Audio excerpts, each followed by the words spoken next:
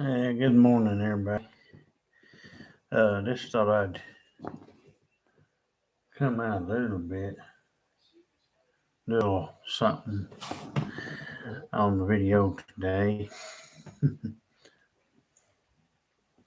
My wife told me last night how quiet it was. I said, well, you know, I remember when I first moved up in here in Decatur, how it used to always be a gossip town and everybody used to talk about everybody. I know in the last, I'll say this, since I quit riding with, as I call her the gossiper, but my grandmother, and I quit doing all that and entertaining all that stuff, like I said on the video before. It got massively quiet, and I reckon, I reckon I've noticed now, even this year, oh, um, oh, what's his name didn't come out here to mow the yard. They quit doing that. Well, I see. Like I said, a lot of this stuff I never asked for anybody to do. My dad used to mow our yard and up here, but you know it. You know, so all that stuff. You know, and one time I tried to be nice and get that guy a card, and he mistook it for just me being nice. I was actually trying to pay him in a way that you know, uh, and let them go out to eat. But of course, hell, there's always somebody trying to, or like I said, that's why that nobody knows your true intentions. You know, I thought instead of giving him money, hey, I just give him something he can take him and his wife out to eat, and or something, and maybe even take if they had kids or something. There's a local policeman that used to come out and mow the yard, and after I did that, I had never mentioned this story on a video before, but it's been about a year and a half ago, or maybe close to that, or 2 years, probably almost 3 years ago. But there was some uh, people. Uh, well, there was my aunt coming up the road. Supposedly, she was passing by through here.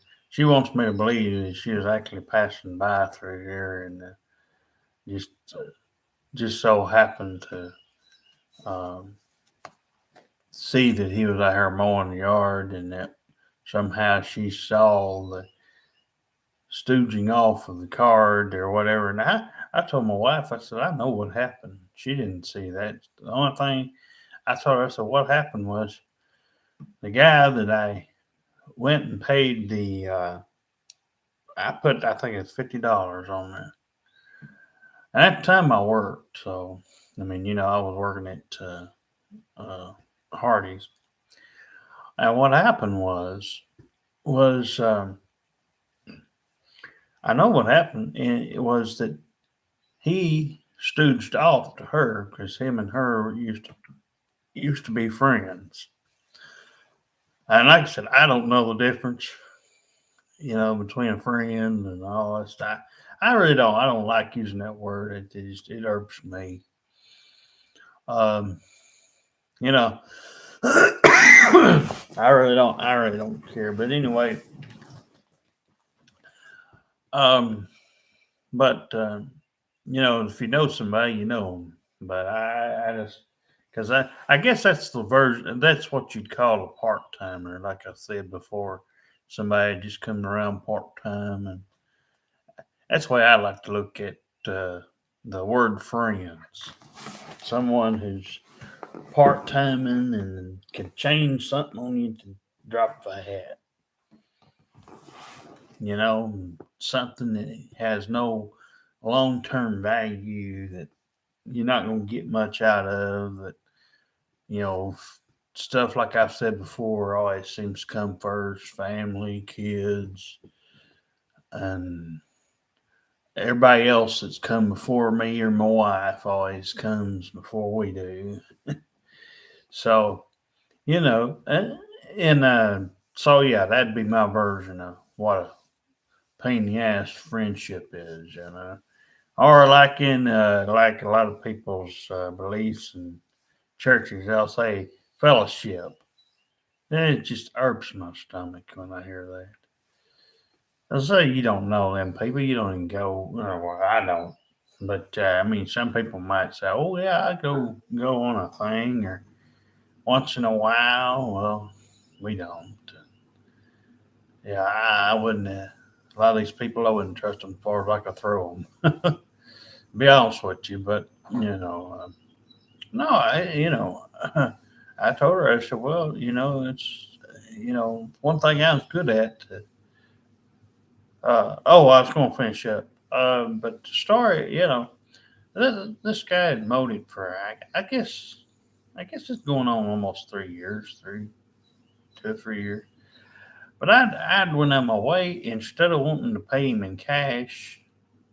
I thought, well, I could pay him, 'cause he mows, he was mowing our yard. And at one time, I used to have my buddy Joe do it from Hardy's, and he lived all the way up in Kingston. So we were trying to find somebody that was a lot closer because he had a lot going on, and he was nice enough to come out here. Him and his wife.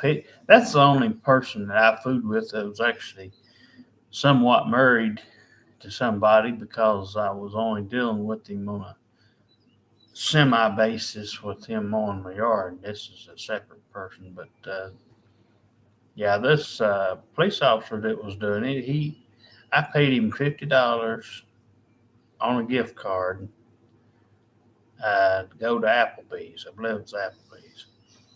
And so anyway, so the end of that story was that I got pretty ticked off, and I didn't talk to him, but my wife did most of that because my intentions was I'd pay him in a way that if he didn't mind and the people in didn't mind, I thought I would do something different from just the usual. Oh, give me money and that deal. And I thought, well, it'd be nice. They could go out to eat, and then I hear, oh, I I hear all kinds of excuses and things been made up. And like I said, I wasn't there, so I don't know. It does people drive up down this road? Yeah. But how logical is it, or what's well, I meant to say this. What's the chances? Okay, what's the chances that one person that drives up and down the road? Because you got to remember, this ain't a busy highway. This ain't a, this is, and it's a little small town in Decatur. I understand, but in Decatur, Tennessee is not that big, but what's the chances you've got 1,647 people, right? It's not a lot, but supposedly that's what our count is. But I guess you could make an argument that maybe that could happen every once in a while. But what's the chances, right, of somebody mowing your yard and then saying that they didn't stooge off the person that was mowing my yard said he didn't stooge off the thing. Well, I know he had to. It don't make sense any other way. Like you couldn't just be driving up and down the road and then all of a sudden say, I saw somebody hand them that card and make out what kind of card that was. And I wasn't buying that story at all. And the fact that, you know, he was saying, "Oh, she just happened to drive by here," because my wife got a text from my aunt Regina, and I know how it happened. She ain't going to tell you this, but I'm going to, and because I know this is the only way it makes sense. Um, he told her that he was coming over here to mow our yard, so she came by and drove by here because she knew he was getting that. He stooged it off what it was going to be he was getting after he got it. But because see, he knew, because it just so happened, see, he was only here about less than 10 minutes each time. He wasn't here that long. Sometimes he brought somebody with him. But so he told her what day he was going to go by and mow the yard. Now, what's funny, I'm guessing he texted her and told her what time he was doing it as well, so she kind of knew about what time to come by. Because, and the only thing that kind of remains a mystery, because now I didn't text or say anything, my wife didn't say what we were getting him, but how she knew that it was going to be the card that it was, I don't know. Because actually, when I thought about it, and still think about it today, it's almost like he told her after he got it. It's the only way I could think that it happened. Because there's no other possible way that would have happened. So for a long time, I was upset about it, and I never did it again, because I said, every time I'm nice to somebody tries to take my intentions, my good intentions, and what I was doing it for, and why I was doing it, and blow it, 10 times out of the water, and make it something it wasn't. And I always twist my words around, which is, like I said, that's why I don't want to be in anything that remotely doesn't have my name on it or isn't favorable to me and isn't as stress free as possible. Because, anything I've tried, that any person or people I've tried, just haven't been very successful at getting what I'd like to see out of it and how I'd like for it to come out and how I would like to be treated and how I'd like my wife to be treated. It really does, you know, make a huge difference in what you think. I could see why now most people, I was wondering why animals seem to get more, the dogs and the cats and the whole 9 yards. Yeah, I mean, if people can't honestly come out and treat you the way you want to be treated, and like the ones I've seen, I'm not saying the ones I ain't, but the ones I've seen is ridiculous. I mean, you can't help what you draw, but I mean, your wife wonders why it's so quiet. She's not used to it. I mean, like I said, she came from Florida. Well, she started there. She started in Florida. She's been, like I said, she's been like a mini traveling bus compared to me. But you know, and it's no fault of her own. I mean, if I'd been in her place, I could have said the same thing. But not because I wanted to, but I guess they were moving around and stuff like that. My mama was kind of like that, but she didn't go all over the country. She had a habit of moving from Decatur to McDonald, Tennessee, somewhere in Tennessee, somewhere favorable where her family was. You know, Harrison Bay. I've been down to Hickson. My grandmother Dot used to live Hickson for a short time. and then she moved up here, and so on. But you know, it's it's just I'm good at at the opposite of what my wife wants me to be good at. And I'm not saying she's saying, "Oh, I want 100 people up my ass" type thing. I'm just saying what she wants me to do in a good way. Just I can't accomplish that goal because it's not me or her exactly, but it's the person that she just happens to run into. And like I said, what you get and what you'd like to get is two different things. Like I said, we most recent of things we got accused every which way. Like I said, I was beat over the head with saying I was controlling this or trying to do that, and I was just trying to do right. Like I would tell anybody, I would just tell them the right things to do. You bring something up in front of me, like I always said, you best know you best know what's fixing to come out. Because if you think it's not going to be that, then I'm going to disappoint you. You know, and like I said, nobody has to go through a burning building to relate to your troubles and your problems. But that's what some people are going to think, regardless of my videos or my wife's videos or whatever. They're always because you've got news and all this stuff. Used to all we had to worry about. Still when I was growing up, and my wife, back she's about the same around the same almost the same time period.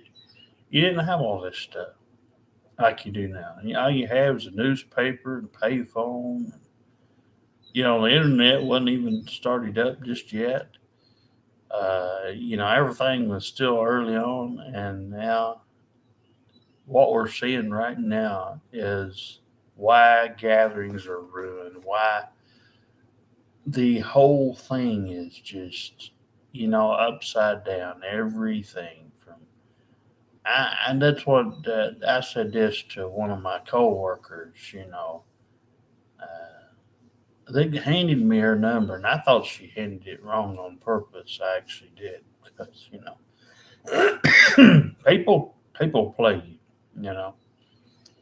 But turns out she don't have her phone for a couple of weeks. I was still kind of upset because it's like, well, Lord, I've had my phone for. Generally, I get a number that I can relate to. Some, there for this most recent number, I had a little bit of a hard time with it. Not because it was a hard number to memorize, but just because it was different, a lot different from what I was used to, I guess, or because I had the number I had for so long, and there wasn't but one number difference between me and my wife's. And so when I got these new phones, yeah, I had a little bit of a tough time, you know, going back and looking. I mean, memorizing the number at first, but you know, mine and hers is a lot similar in some ways. I mean, we all got a six in our numbers, in the second three. So, and we all got a five in those three. So, we got the area code for the first three, and then the the only difference is the last four, which mine are different, a lot different from hers. but you know, but there is some similarity. Like I said, there's some similarity there. But and but no, I know what she's feeling, and I can now say that I never in a million years, if you'd have said, Derek, the one thing you can do is tear down a small town. I mean, because this town, I don't know how old it really is. I don't know when it was all established, probably hundreds of years ago. But in this current form, because there used to be not this many people here, uh, we've grown at least 800 and some people since I've been born. Um, so that for about 600 people, because at 1980, before I was born, it was about 800 people. So about 4 years prior to that, every 10 years I take one of these things. Well, you know, again, it my wife always asks her when she goes out just to check up on her, and stuff. I say, how's your walk? She say, yeah, Derek, it was good. And I say, anybody bother you? She says, no. She said, everybody I think's learned. I said, probably watch your videos. Well, I can't get anything done elsewise. And like I said, I wish I could prove to her that I could do what she'd like for me to do and get along with somebody other than seems like all I get done is arguing with them or whatever, and it's just the way they're beating me up for being right, and and so therefore I'm not gonna, and you wouldn't blame me if I'm straight edge CM Punk like he is, except for his tattoos. Straight edge CM Punk, just minus his tattoo habit. You know, I wouldn't change anything. You know, I mean, I've come to know that you're going to meet, and most like I said, most people I've met is down to my wife used to. She could not go out these doors and would go walk around the block. We first moved here. It was a little bit right after we initially we didn't plan to move anywhere else, but where we used to live, there's a new management, and they just come a big pain in the ass, and that whole 9 yards. And I couldn't even go to work. It got so bad that they was accusing my wife of stuff she wasn't doing, by the way. It's just, the whole, if you've experienced this, you'd know it's just people looking out their windows and saying, oh, I see her going down to this and that. But instead of saying that she's going down the road, they'd actually be saying, oh, they'd make up something so outlandish to say she's going to people's doors and knocking on people's doors. And I know my wife better than that.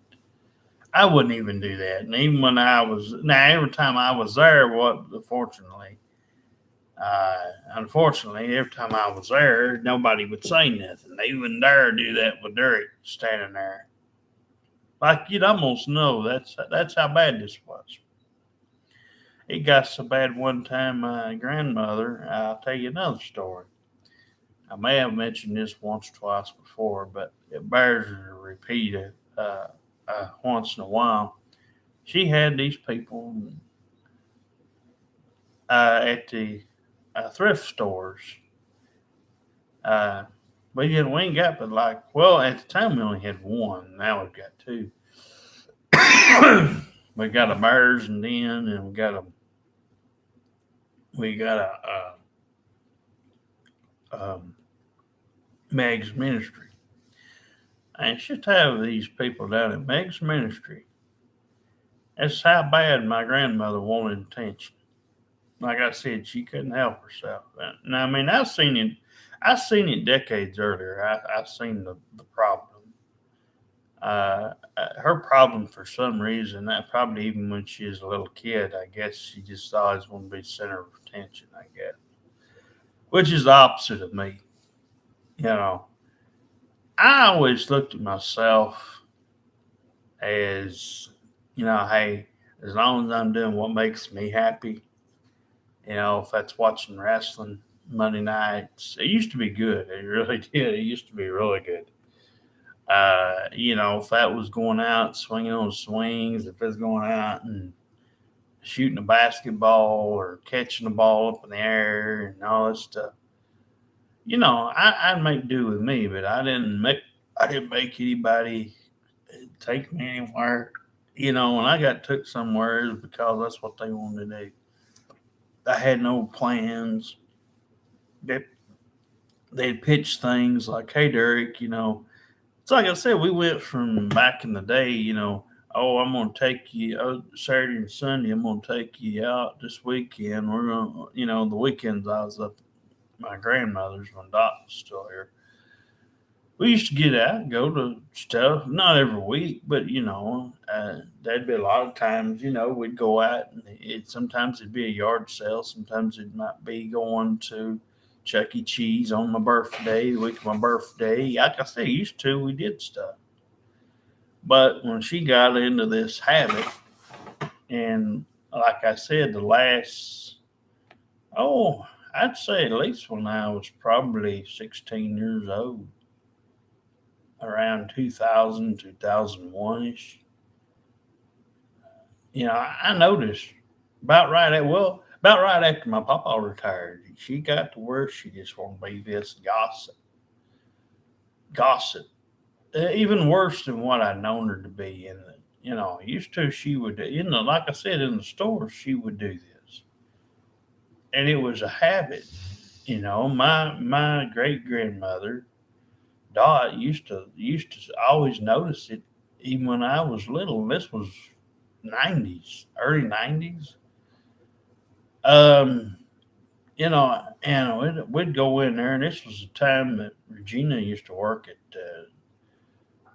Dollar General down here, or over at Ingle, where my dad ended up working his last job before he passed. But you know, and this was a well-known habit that she had. It just wasn't as bad because she was actually being herself.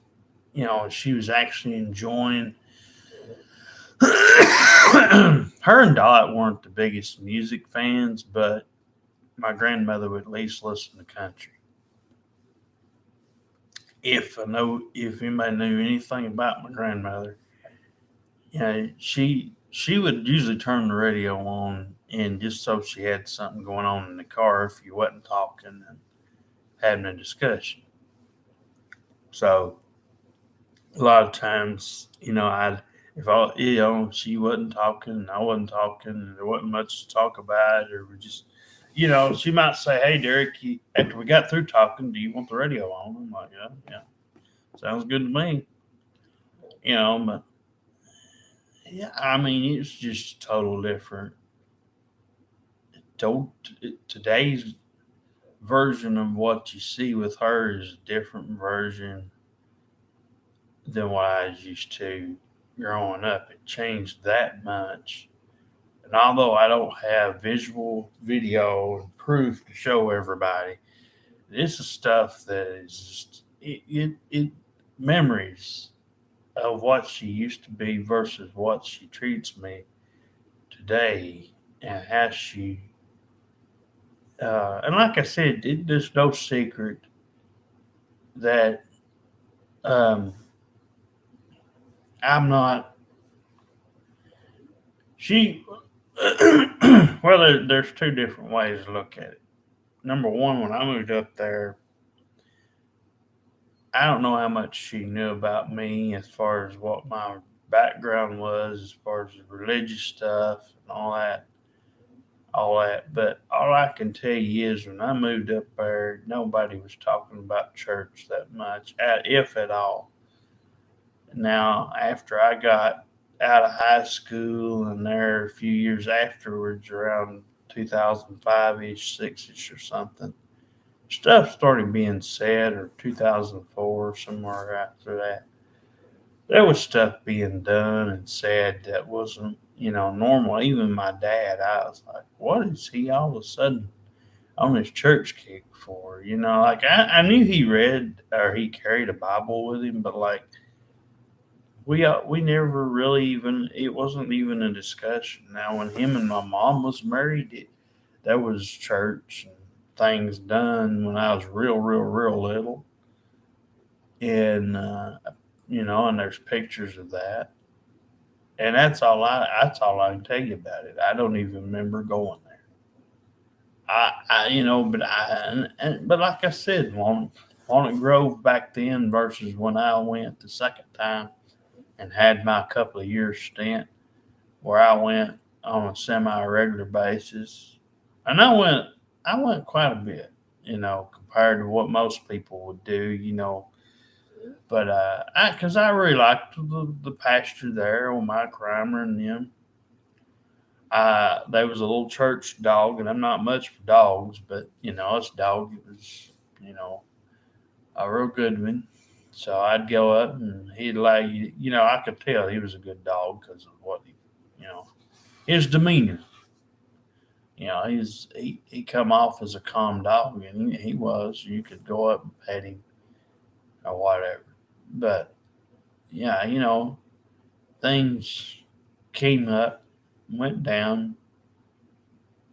Like I said, in all these different areas, and but to why it's so quiet now versus when I was little is because number one, I'm not a kid. Number two, I'm more outspoken now than I ever was because now I'm not, as I said, I'm not a kid, so I will come out and verbalize my opinion more so now because there is a way to come out and say some things and actually tell the truth. Yeah, my grandmother may never pick up a computer, may never desire to want YouTube. I even doubt if she ever sees any of these videos, but you know, because like I said, my grandmother would never think twice of probably ever owning a computer. Dot, my grandmother Dot, she never. I mean, like I said, my wife. It's hard for my wife to believe, but Dot. I mean, my wife only been in Dot's house one time. It's about 2 or 3 months before she passed away. But Dot never had a cell phone, never had a computer, never wanted one. And you'd be like, if I didn't see this in this person, I wouldn't believe it myself. It would be hard for me to believe. But that was way back in the day when you didn't have nothing. When it's black and white and things were a lot different back in their day. So you can see somebody saying, hey, I don't care if the latest, newest thing comes out, I'm going to stay, to you know, myself. I'm gonna stay to what I know that works. As long as it ain't broke, don't fix it. Don't try to fix it. If it ain't broke, don't fix it. Whatever that phrase is. But yeah, I mean that's what I'm saying. And like I said, life choices get in the way, and everybody. No, and like I said, I go on record. I never told anybody. I never, as far as my own family goes, I never told them they couldn't do anything. They hardly ever, if ever, even asked for my opinion on anything. If somebody asked for my opinion, it was probably my mama, or somebody like that, or my brother that I used to be real close to. And, maybe, and a lot of times you can say, well, like with Susan here, the one that we've discussed about, you can also get those kind of people that wants to talk a good game, and blab about stuff and talk. But the minute it's stuff they bring up. But the minute you give your opinion on something, you could be they could have set you up for failure.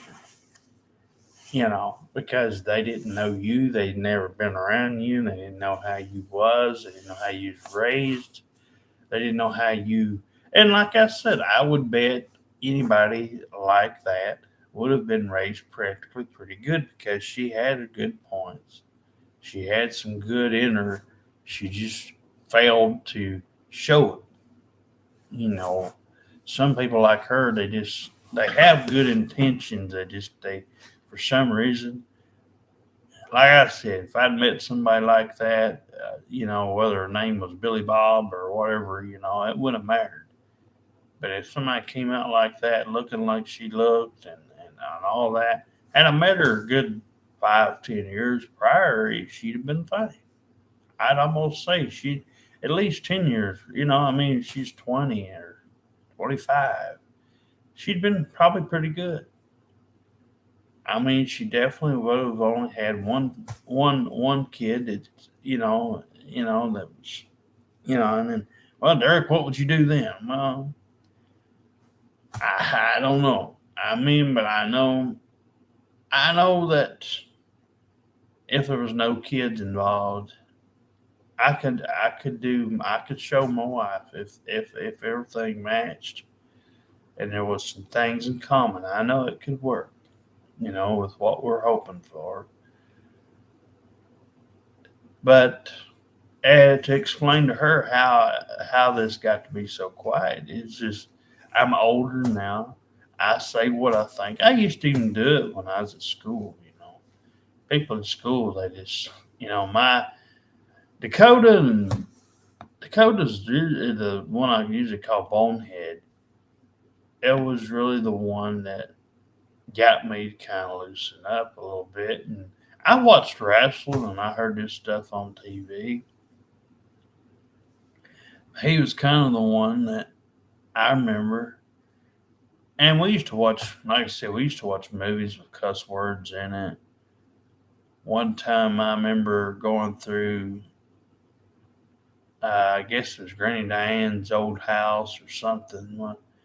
And there was a song playing. I remember what one it was, and I remember what the line was. And like I said, I like to sing, and I was singing this part of the song. Is like, uh, it was that Travis Tritt. Here's a quarter. Call someone who cares. Call someone who'll listen and might give a damn. you know. And so I sung that part of the song, and I was just a little kid then. My mom, I know, I can't remember how she worded it, but she didn't like it. I was singing that, and she was my mom is one of those. It's kind of hard to figure out. Like she, she's trying to do right, but I guess by the book or whatever. But like I said, I'm now that I'm a lot older and everything. I remember one time I wondering about my stepbrother Sean, who I don't know to this very day what happened to him, and I don't ever hear of him. And he comparisons to all the things I've had, what small dealings I've had with him. He had his moments or two, a time or two with me and my wife at one time, but comparisons to what I've had out of the brat, you know, star, I would take. I'd still like to seen him more than I would have her. And you know, I always wondered at one time. I was like, why does he always skip over or try to censor? Because like if I'm gonna sing, because it counts off points if you're on these singing games, and he ought to just hum or something. Uh, and so I think I got him to where he at least do something in the microphone. But I just if I didn't write the song and it's whatever it's about, I say what's in it. I don't care about I'm not a big censorship fan, but I know as to why these people are so quiet in Decatur. I don't know. I mean, I make videos, and like I said, nobody lets me know. At least me personally, nobody calls or texts me and says, "Hey, I saw your video." What happened was, see, a lot of people, and I was going into a subject earlier. My grandmother had no knowledge of me doing anything back when I met Carrie Walker up till, and because I never stooched it off because I was having a good time with it. My wife was having a good time with it. And like I've acknowledged before, the Carrie Walker situation, when that came up, I made the mistake of putting pictures out there of who I was talking to, and because I was just trying to help this poor lady, and at the time, and I finally, and when later on, I realized afterwards that nobody wasn't going to do anything, and I'd already had the pictures up by that point. You know, a lot of the gossipers, these old ladies, these people at 60, 70 something years old or older, that my grandmother at the time went to these damn bingo trips with. Because, like I said, she never picked up a computer. She hardly even knew how to work anything. I mean, most of the time, it was either me or Regina, my aunt Regina, which is one of my grandmother's kids that she had, would have to program it or show her how to do something, and she wasn't a big fan of texting. So, like I said, my grandmother's not a big technology buff, but she did get into the cell phone business, and the reason for that was of having a cell phone because when she'd be out somewhere, it made sense for her to have one. Dot was more of a homebody. The only time she would, you need a phone, and Dot never went. That's the thing. Dot never went to a health doctor. Never went to a doctor unless it's just to get a screening done or something like a breast exam or something. I think every once in a while that'd be one of those things or something. But you know, but no, it's just you know I guess somebody's watching them. Like I said, my videos they get a couple of views. My wife had said something yesterday that she says, "Oh, Gene Wade down there at the pig still trying to get her to go in there and buy something and trying to get her back." And she and I just refuse to do it.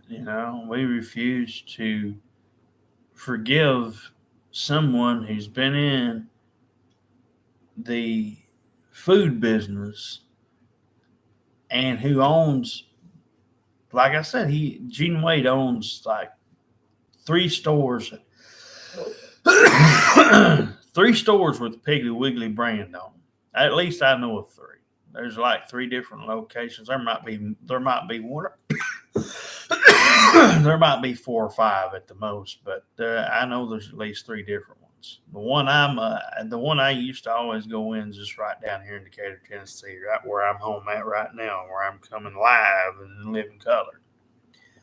But ever since the little rat infestation that was done on purpose, wasn't watched, and wasn't looked out for. I mean, a guy who's been in business, like I said, over 30 years, probably 40 going on, uh, you know, this guy, and like I said, I gave him, when I mentioned this before, I gave him pointers. I gave him good, I said good things about him. I said he's a nice guy.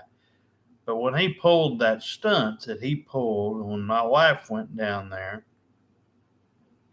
and nobody knows, even the lady I talked to on the phone when I was nice to her about it, I said, I don't know why he did what he did, but I said, it's what she told me he did. And we didn't argue back and forth about it. But I told her, I said, well, I don't know whether or not we've been banned because we gave out honest. And she was like, well, I didn't see what you wrote on Facebook or said. I said, well, at first I meant it nice. I said, I did get a little hot. And I did, put some stuff out there afterwards because I was you know, being, you know, because my opinion differed from everybody else. Like I'm saying, figuratively, everybody was kissing his ass. Trying to make it look like he couldn't do no wrong, figuratively. I'm not saying literally, but just figuratively. And this lady, I can't remember her name, but she was one of them that when my wife called, she was the one that answered or come to the phone. And she's like, "Well, I would have stuck up for him, because he's been such a good guy and all that stuff." Well, he's an owner of if he's a restaurant business, he's an owner of a grocery store business, an empire. He should have enough sense. Now, like I said, if he wants to keep his own house dirty, like a lot of my stuff is all junked up, my wife's stuff, our rooms are kind of junked up. I mean, we're still trying to work on it. I mean, that's your own business. What your house is, what your house is. But when you own a restaurant or grocery store business, like Gene Wade owns a grocery store business, I don't care if it's the lowest chain on the market. Piggly Wiggly probably isn't the most well-known grocery store brand in America. I know for a fact that when I grew up, it was a couple of the store chains have changed. Like one time, Food Line was up. One time, Red Food Store was up. It used to be a thing, and that's changed. The Red Food Store chain has changed 3 times since I've been alive. Uh, it was Red Food Store, then it was Buy Low, now it's Food City. Food Line, I don't know. I mean, they're probably still out there somewhere, just like a lot of these that you don't see advertised anymore. But Piggly Wiggly, like I said, it's been in Decatur for over 40 years at least. And back when my grandmother even said, Decatur used to be nothing but a bunch of dirt roads. When she first moved up here, there wasn't no paved roads or nothing. It was a bunch of dirt roads. And even the back roads when I was born in the 80s, it wasn't like it is now where there's houses and stuff. You can go on a lot of these back roads now. There's a lot of people that's invested in going on these back roads. Have got houses now. They've cleared out all the trees, and now it's houses. So things have changed. But as to why it is that people have all of a sudden went the way they've went, well, like I said, for one, it doesn't take much. This ain't changed.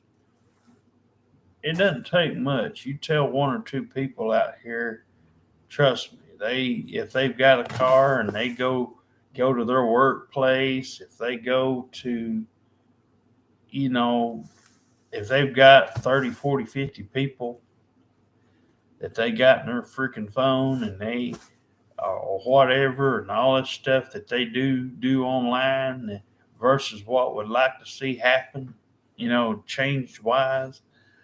Instead of everybody going on there and getting their a little bit of news and gossiping, actually have somebody make conversation. These social sites could be a lot of good use. There could be a lot of good use for them. That could be people can meet people and all that stuff. But you got all this more modern stuff in the way, the the cards and and the paying everybody's gas bill and everything else.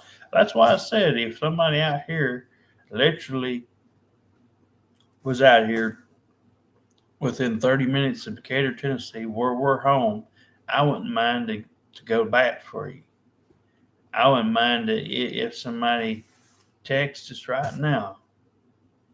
I can call us or whatever, and some lady said, "Hey, you know, I live, I live, and then, could give us an accurate place of address and all that, or, and stuff." I would go to bat for them. I'd pay the $6 to take Sethra out there and go meet this person, me and my wife, or whatever, or tell them about it, or find if they could, get a couple of dollars. It don't cost much.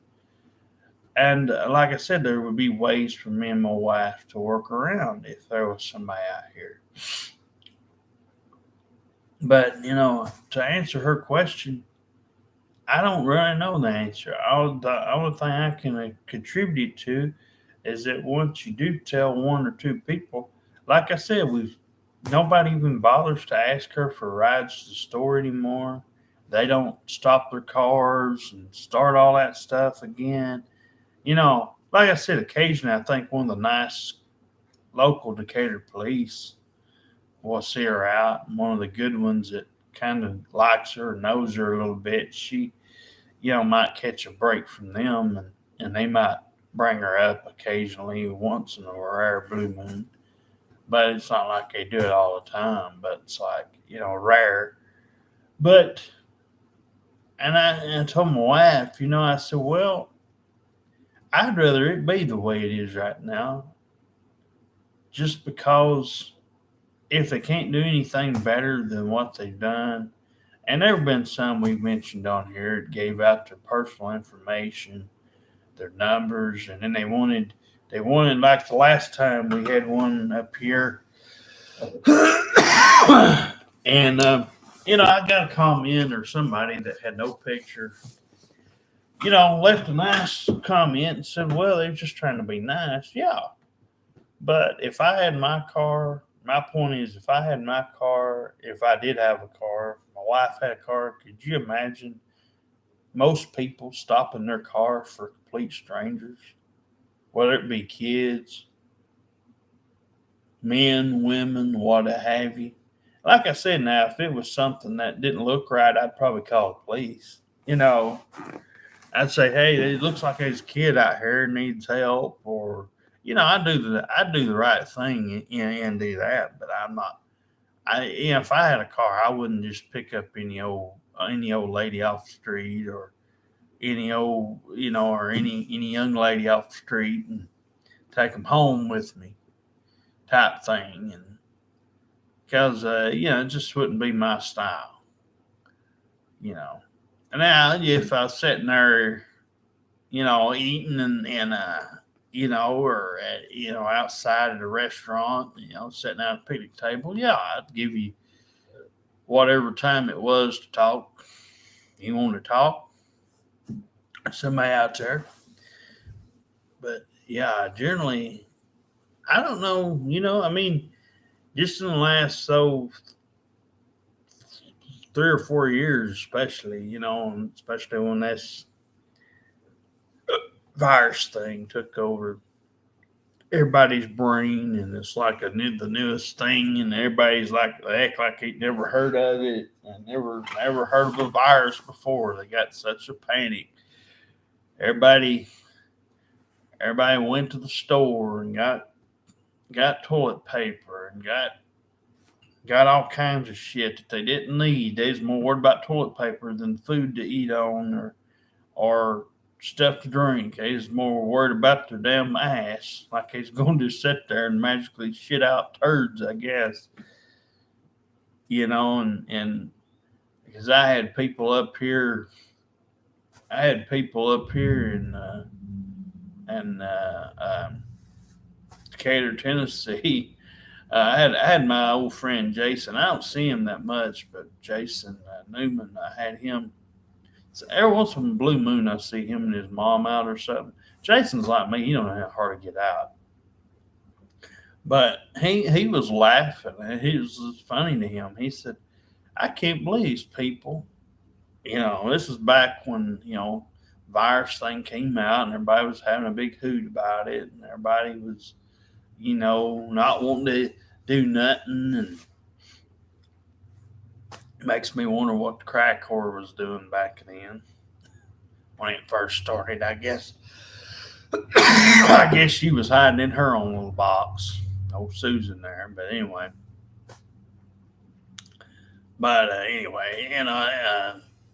but back to what I was gonna say was, yeah, Jason Newman, my buddy, and I've always had good things to say about him.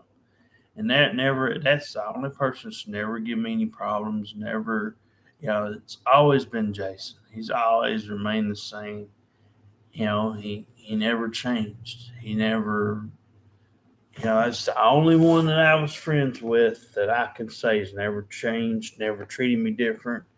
You know, we don't call and text each other and stuff like that. One time he'd give me his number, but we just never was, like we didn't want to come between each other's day and what he wants to do with his day or what. But he'll even today, even if I seen him tomorrow, he'd still be Jason.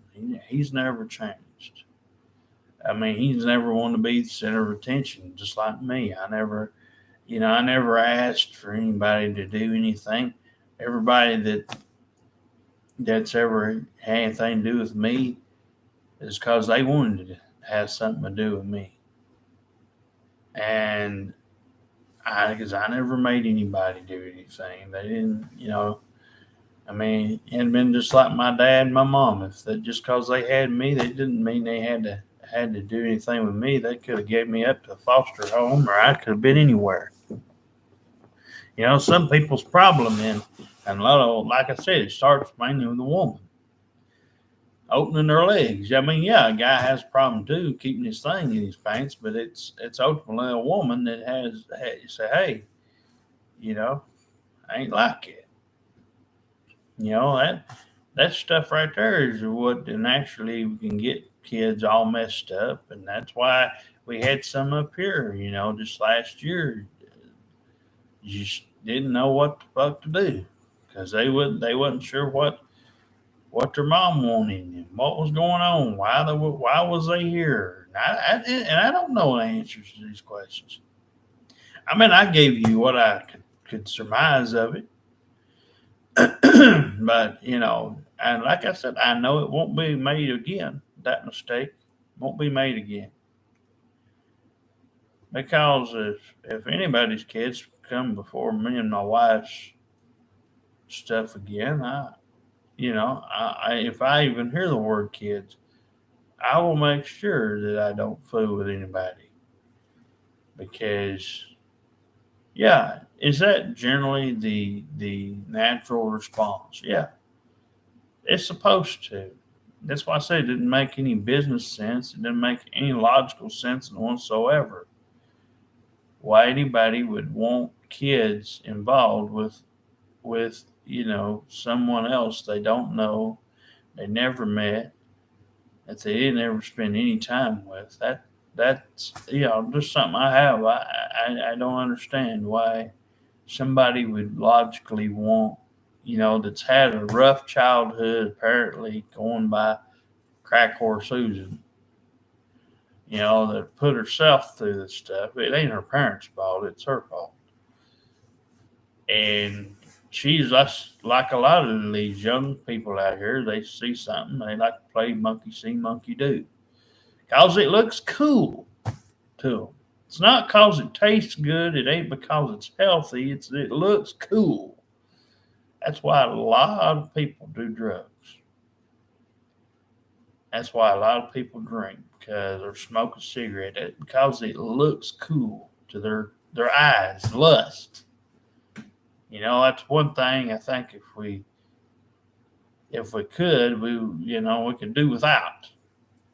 Is our eyes is the same problem with all the ladies. They of course everybody favors a nice, good looking, shaved, clean woman most of the time. They like the ones that go out there and wear their booty shorts up the tail and out there on the beach wearing their thongs or bikinis or whatever it is that they're wearing. If you had an average woman, I'm not saying it's wrong. I'm just saying you know, our eyes are a lot of our own problem because, you know, and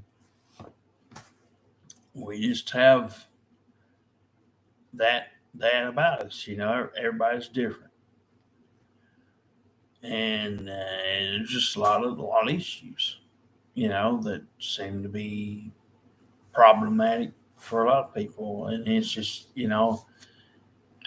that's why I said but it's why is it that people generally are different? Well, like I said, if I was with my wife and I'd done all this traveling she's done, I could guarantee you right now we wouldn't even be sitting on this YouTube making a video. There'd be so many people up your ass. There'd be bars to go to, clubs to go to, karaoke bars to go to, theme parks to go to, beaches to go to, you name it, malls and all kinds of stuff. Like I said, that's what my wife was used to. She went to a lot of these places before she met me.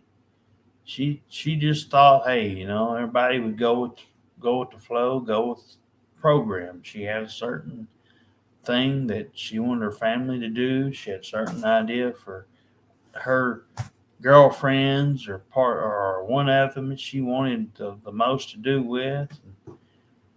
She just didn't get her way. She didn't get what she wanted, and that's not her fault. That's mainly their fault. But it's also knowing that they wasn't anywhere nearby, so it kind of looks bad when you go after people that you don't. I mean, and the most you're going to get out of something far off, probably in today's world. I mean, if you took today's world and applied it back in the 50s, the most you're going to get out of somebody is if they were your next door neighbor or if they bothered to travel that far, which a lot of times people didn't mind to travel now. They didn't go around asking for cards and money and stuff. We got in, and a lot of these youngins have gotten into a habit, especially the women. They've gotten into a habit of asking for money now. We can't help that gas went up. Hell, if it was $2, hell, if gas was $2, y'all be bitching then.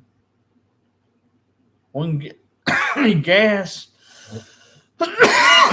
gas back in the old days, I've heard was like a nickel or 10 cents or whatever, a gallon. And I'm sure they would find some way to bitch about something then. And that's, back in the old days. That was, back in the 50s, 40s or whatever. I don't know when it first started to be like that, but a lot of stuff was for a long time, for probably the first 100 years or so. That used to be the thing. But now, when you got up past, in the 80s, I remember it was like 98 cents, or when I was born, and could remember it seemed like it was a little over $1 for a gallon of gas. 87 cents to $1 something. That was normal range for gas. I can't have, that's why I said I would like to see somebody within a few minutes of here that didn't have all this stuff that was mentioned on this video, that's just like me and my wife, just somebody that didn't have nothing, didn't have any extra stuff up their ass, didn't have no tricks, just could be yourself. A woman that could be herself, just like she was raised up to be. No wanting to go see, a lot of the people, just, whoever was needed, whoever was necessary. I mean, if you had a good friend or two, I wouldn't mind meeting them, and my wife would. But we don't want people that's gonna force stuff like that on us and think that just cause you like us or you might take a liking to us that they're going to. It just don't work that way. Like I said before, if you're happy with us and you're our unicorn bestie, and you're our lady, our third lady, and the only lady that will be, if you're out there, well, let's go. Let's see it. You know, like I said, I've put my life story out here. My wife's put basically her life story in these videos. If you watch any of these, you learn a lot about us. We're some of the most honest people out there. Are we perfect? No, nobody is. Anybody who says they're perfect at anything is lying. Yeah, you may be the best at what you do, but you're never perfect because the minute you say you're perfect, someday, somewhere, it's going to come back to get you. So, yeah, I had a talent that I could have went out there and been a perfect singer. I could have been out there, I could have been an okay singer. I didn't push myself on nobody. All I'm mainly out here for is to listen to Jim Cornette. I got videos and things of him up. I've got sports videos. And I thought, why, man? Why don't I just go out here and introduce myself and then my wife introduce ourselves, kind of put out what we'd like to put out and hope for, not asking for anybody to help us, not asking anybody to feel sorry for us.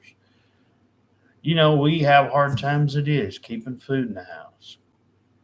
We don't get much. Our SSI, 90% of it goes toward bills. We, have a payee. We used to work. I used to work. Like I said, I mentioned before, I just don't work because I don't like people up over me, bossing me around, doing things behind my back, not telling me till it's too late. Not telling me in the office. I used to have one I had respect for when I worked for her. She knew what to do. She'd pull you in there and tell you what was going on and say, "Hey, is this all right?" Everybody else, they'll just do whatever it is and they'll leave you in the dark. And then they'll make a decision for you whether it was best for you or not. That's up to you. That's for you to decide because a lot of times the bosses don't let you know anything. So you know, but yeah, there's a lot of things I'd like to see done. There's a lot of things I'd like to see, uh, changed, and I'd hope one of these videos would. I'd hope a lot of people would view these videos. You know, maybe we could get a movement started on a lot of this stuff. Take a lot of this stuff out of the stores. Take a lot of this stuff that was done. While Obama was in office. The whole gay marriages and the whole 9 yards and the whole thing or whatever. Especially the cigarettes, the beer, and the drugs. Minus that. Minus guns. We don't need to be killing animals and hurting animals that didn't do anything to us. Or am I an animal person? No, but you know, it is when you think about it. Meat we buy in the store, any kind of meat products, it comes from some kind of animal, or and like I said, I like to have me some meat and stuff, but I also realize a lot of people kill animals. Like every time there's deer hunting season, there's people go out and kill innocent rabbits and all this other stuff. And did nothing to anybody. They'll go out and have these guns. That's why I said Donald Trump was the worst president in modern history. There's a lot of things that bother me about Donald Trump and how he acted as a president, how he talked to people, how he spoke when he was given a microphone. Lord help us. Anyone help us. You know, Hopefully we never have another president like him ever in the White House again. Contrary to what those Trump supporter people will tell you, that have these ridiculous hats on. You can tell when you see an asshole for Trump. But, you know, he didn't know how to be as a president. He said the most outlandish things, and he just the most hateful thing. I mean, I could go back and rewatch a lot of the stuff that most people wants to look over, misdiagnose on purpose. Don't they take what they want. What I'd like for them to see out of it, and what I'd like for them to hear is different. What somebody else would do is do right the opposite. And that's why we got a messed up bunch of people. Because, it's easy to influence somebody to do something wrong and have them do something, then to have them do something right. If I was trying to get somebody to do something right, we'd all be in trouble, like I said.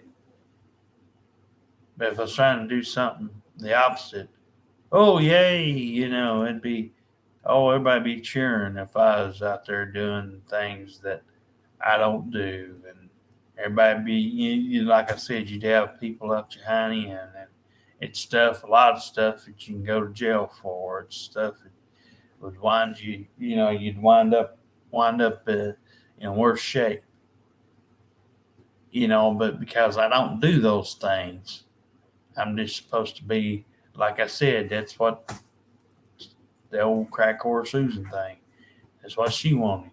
She wanted me to be understanding that she was going to bring this up 90% of the time and just sit here and listen and be like Dr. Feelgood.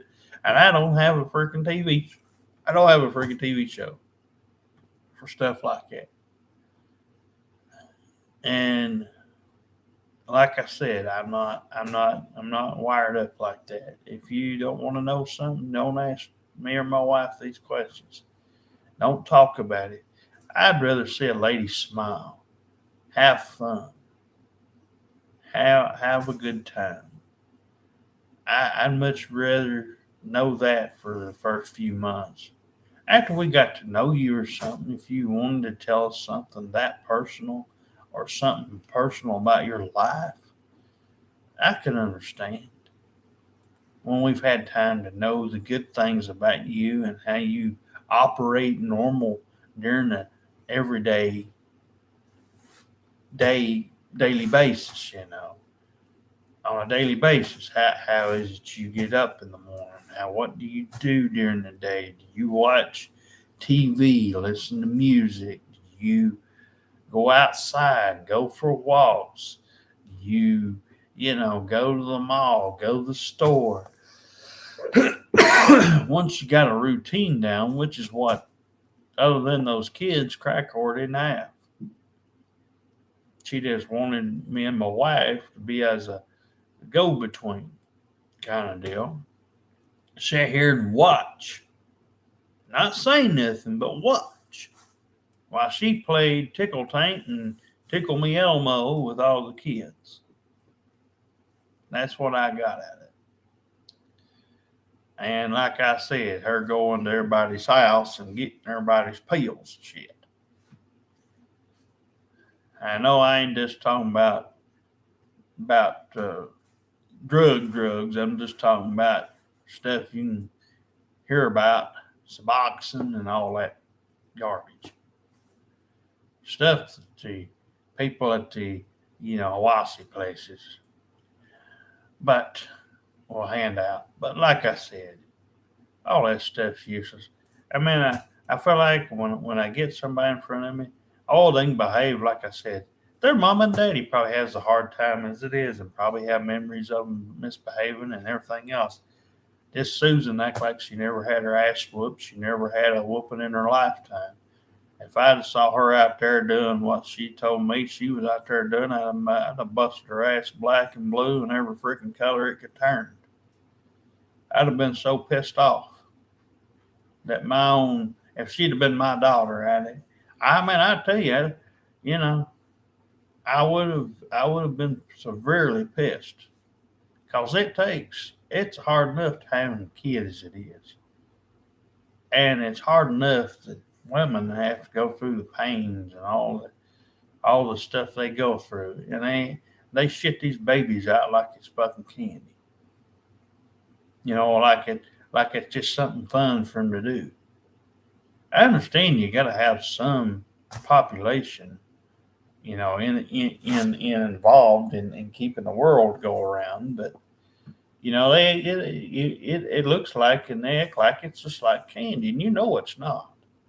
All you have to do is watch the Discovery Channel, Health Channel, Discovery Health Channel, but y'all act like it's candy, and that's what I'm saying. Y'all would rather do that and waste your life on stuff that you'll look back when you're 50 years old and you say, "Yeah, I had 2 or 3 kids, or had 5 or 10 kids.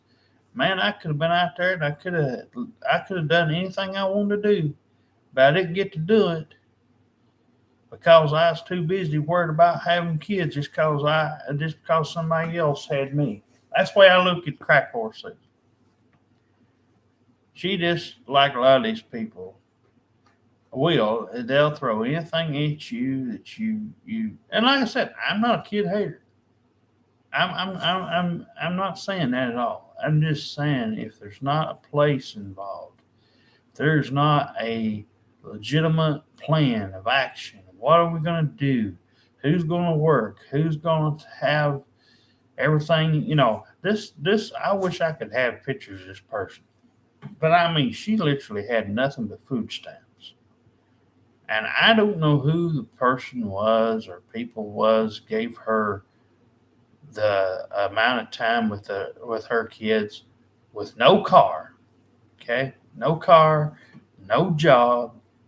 She sat here for almost 3 weeks, and she came up in here because there might be some new people, so I'll explain.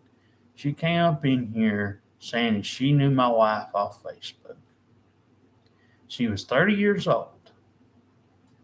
And she, I guess, between the time she was 20 to the time I met her, she was out there slutting around, probably wearing, next to nothing, like a lot of these people make excuses for. It's why women get hurt. That's another reason why women get their feelings hurt. It's why you can't bring another woman that's been touched on, a lot of times it's their fault. Like I said, they put themselves in that position.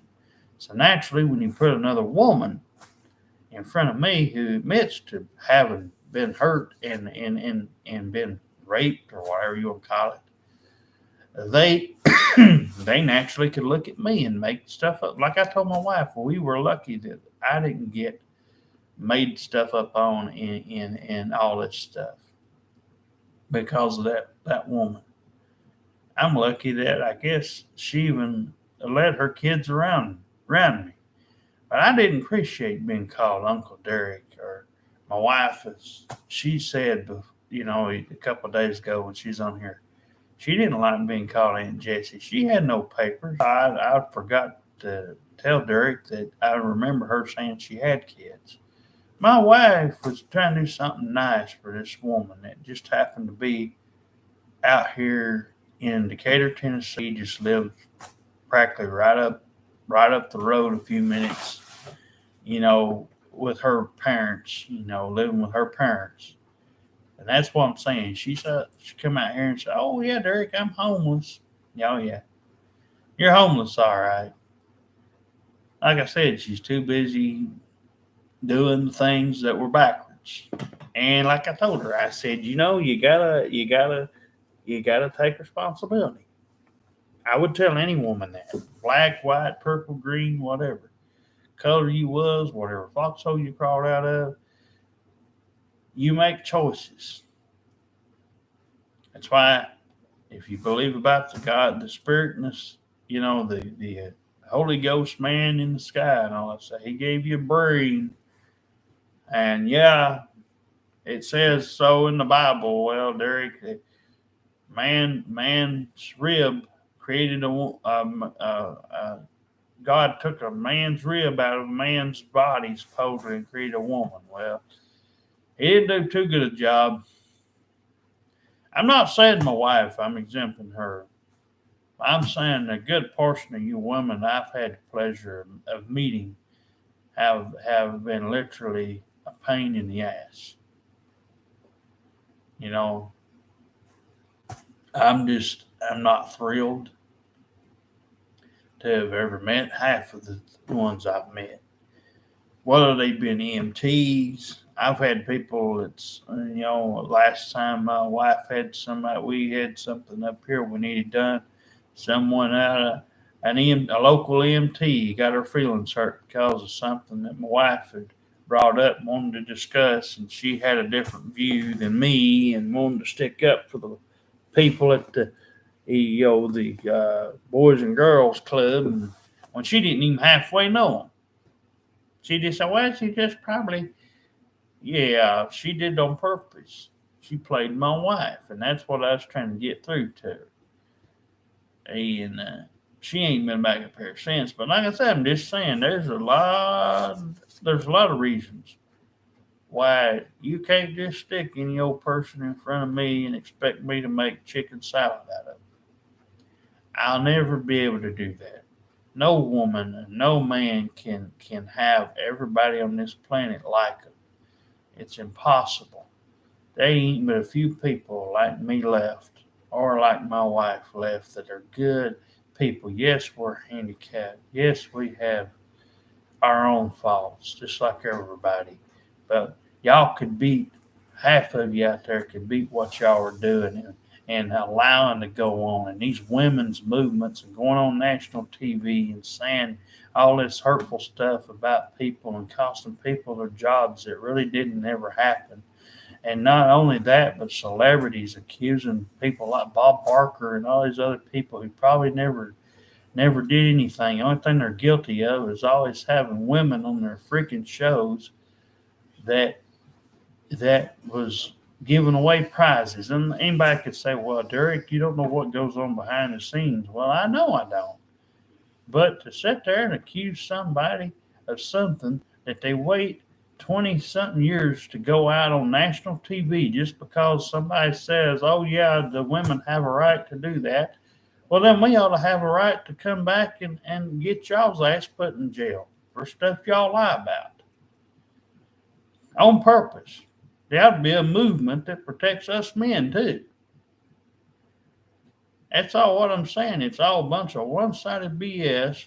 Somebody gets upset because somebody don't like a president, and like I said, if I don't fool with them or my wife don't fool with them, we don't let that stuff bother us. There was a time when 9/11 happened. Everybody thought that would straighten everybody out. You know what I'm saying? And I'm hitting hard, but I'm just saying there's a lot of things that really got this world the way it is. Because everything and we gotta, or in the USA is always sticking their nose in other countries' business. Ukraine, Russia stuff. Yeah, every time you can always count on that. Now, this is just something that just popped in my head. And right now, why is gas going up, Derek? Well, my wife and I both know why it's going up because there's people right now. We've got a crooked president in Biden right now, just like we got through getting one out in Trump. But he and the rest of them just as bad as the rest. We stick our nose in other people's business. That's why our own problems are multiplied by 10. Because we think we've got Not talking about me or my wife, but just in general, the United States population of America can't keep their mind on the 50 states that they have and go visit them. They got to go over there and visit these damn countries that have stricter laws and stricter things going on that's worse. Women, there's a lot of times they can't even wear the clothes that they could wear over here in America. And I wish it's that way over in America, actually. I wish I could take half of the shit off the shelves. Yeah. But there's countries out there in this world, and believe me, I don't know the names of them right now, but there's countries out there that won't even let women drive. For a long time, we didn't allow women to vote here in America. Why? I don't know. I don't have a problem with it. But obviously, again, everybody's worried about the color of somebody's skin, or worried about being discriminated against, or worried about things they can't.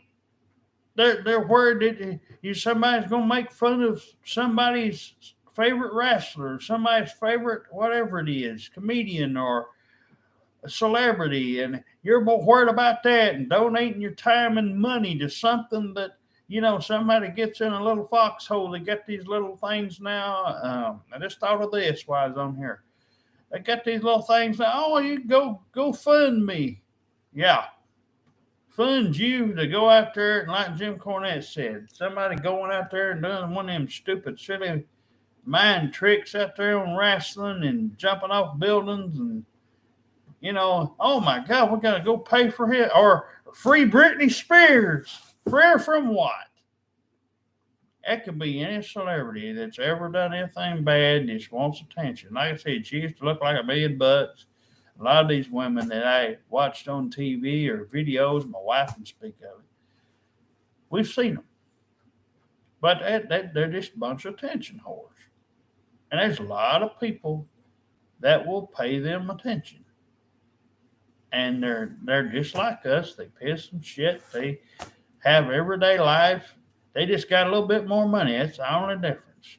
And it makes them go cuckoo. Because they don't know how to spend their money. Instead of going out there and giving it to people that need it and animals that need saving and doing things with it that could be useful. They got to go out there and blow it on cars. They got to go out there and buy houses. They got to go out there and do all this other mess. So that's what's wrong with the world. That's why we can't find any good people like me or my wife left. We can't find us a nice person because they got everything else all ass backwards. Nobody never wants to do anything right by the actual book. They want to do everything wrong. And that's why there's a lot of people out there that's got stuff like me and my wife that they'd like to have, whether it be a job or maybe it's like what we want, a unicorn bestie or something, but you can't find anybody to trust. You have to have trust. When you have a job, you got to trust the boss up over your head, right?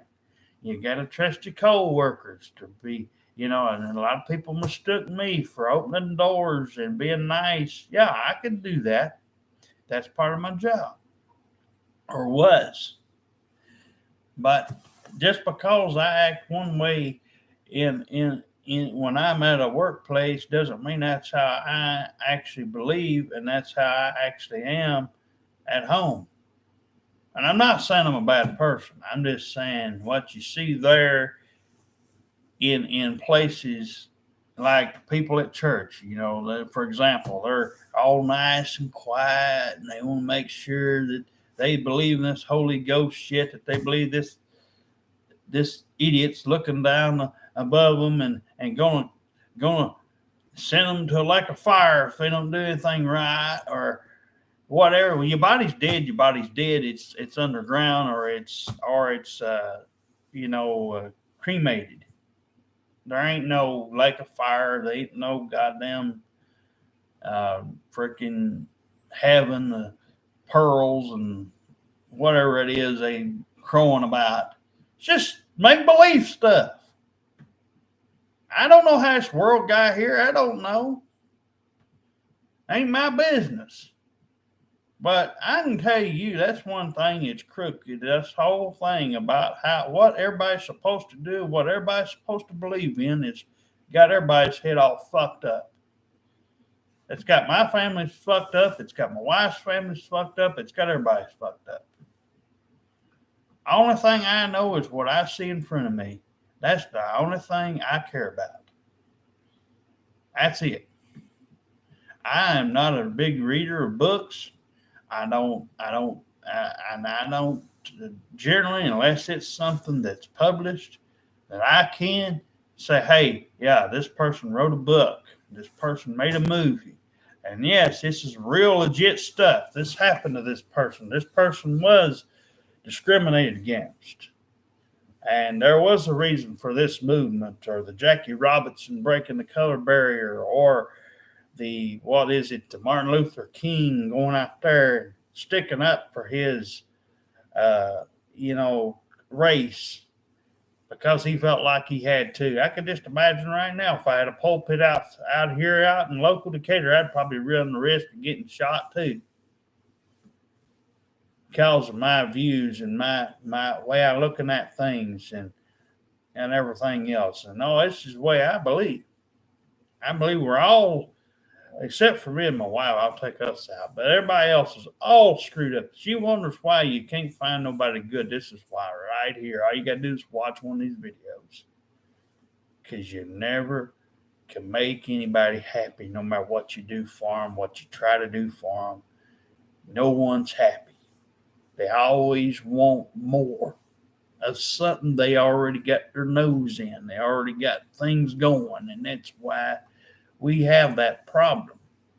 It's not a social problem with me or my wife. I know how to treat somebody.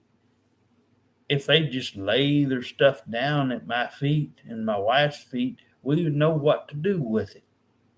If you just give us a little self control in a good way.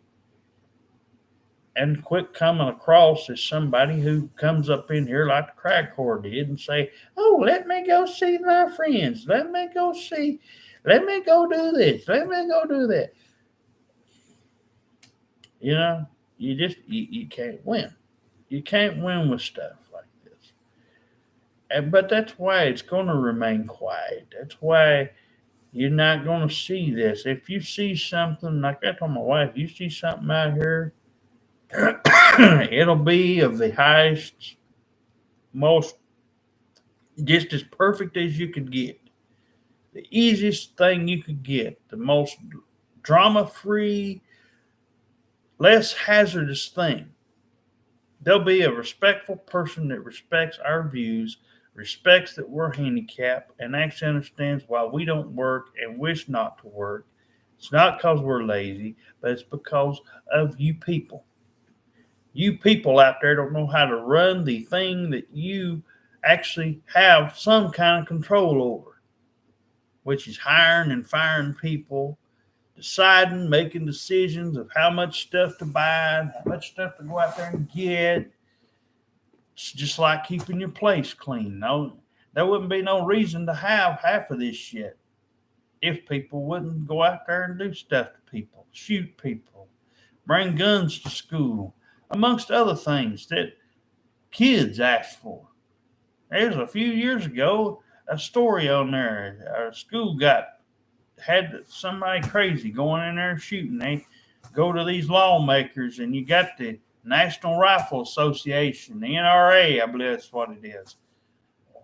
You got them mad at everybody because there's people like me out here that don't like guns and wish they could be taken off the streets. I wish the police could have them stricken from their job. There's no need for guns.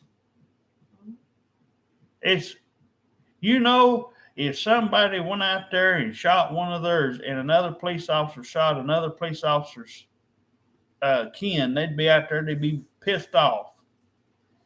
And I'd say, well, if y'all take the guns out, Well, Derek, what can we do? Well, you got the taser gun. You could use that. You've got handcuffs. You got you got two arms. You got two legs. You've got training.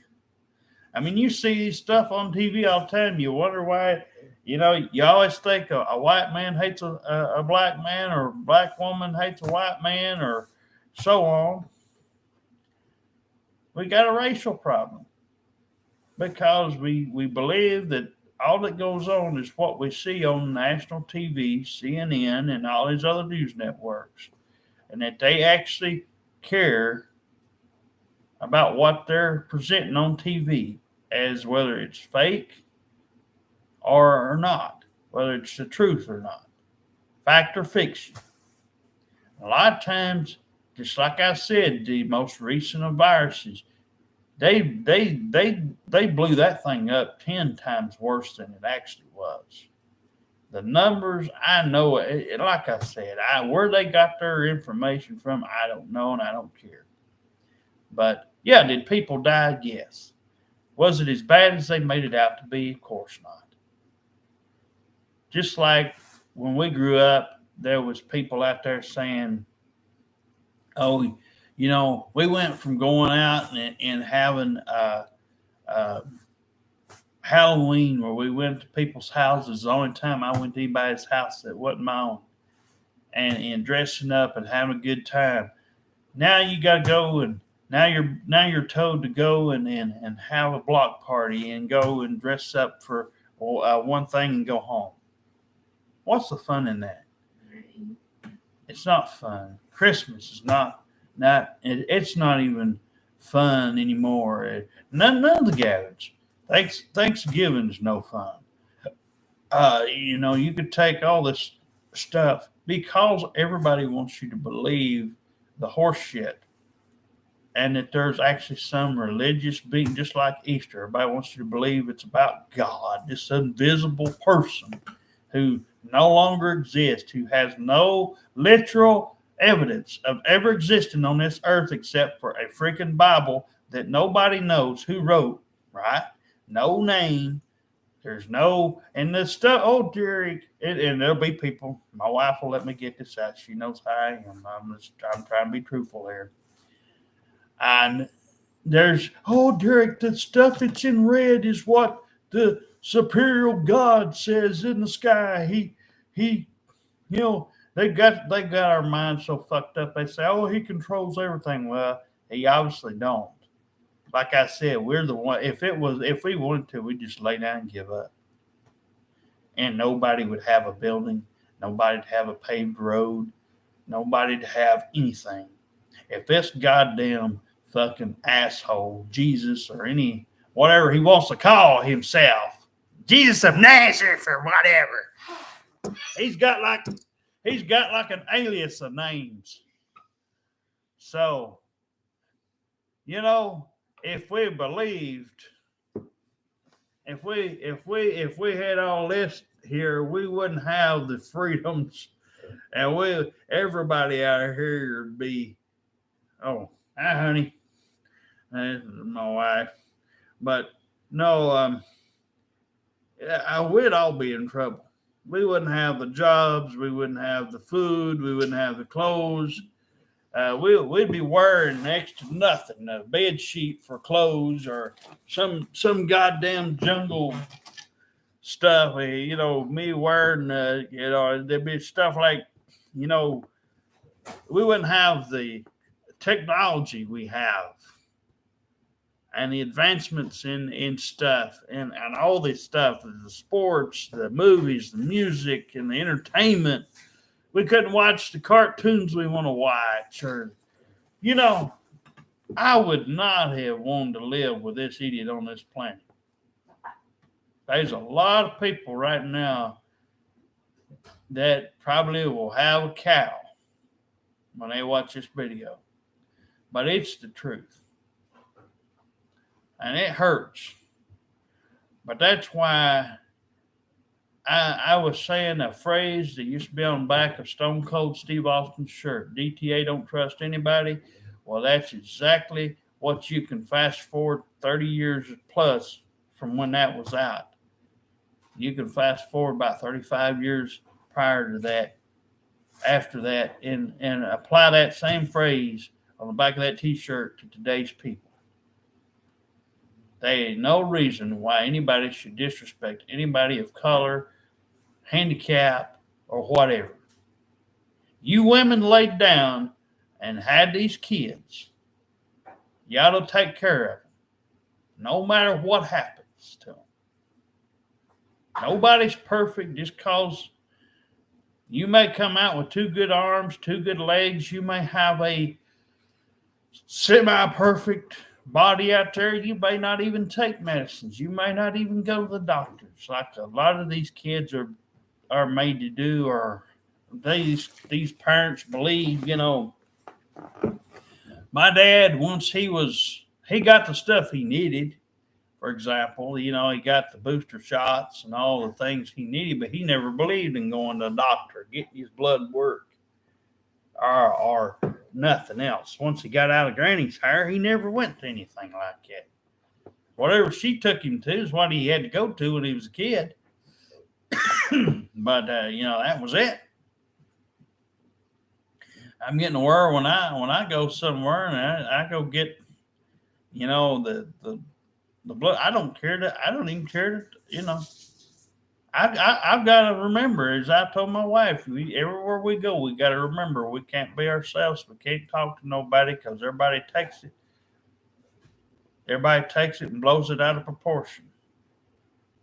So you just got to go in there, your mouth taped. You might as well have a piece of tape over your mouth and everything else, and not say a word. Just go in there, get your shit, and get out. That's what we've come to today. But this video right here will convict any one person or anybody out there. That's why you can't have fun the way you'd like to. Stress-free life of having someone or something around that you'd like to have, or whatever it is that you're out there that you'd like to have. It's why you can't have it, because nobody knows how to treat you. They've got a biased sexist problem, such as Cameron and whatever, Carmen or whatever her goddamn name is. That's her problem. Just like a lot of yous out there, you got all these beliefs that you're afraid to cross. Well, I don't live in that. I don't live in that make-believe world. I deal with what's out here. That's all I worry about. I don't worry about what any fictitious book says or what anybody says on Wikipedia or social media or who's trending or what's going on. That's why I said one of the worst things my wife ever got involved with is this fucking Facebook and this Twitter mess 8 years ago. Well, 9 years ago now. But, and we regret it.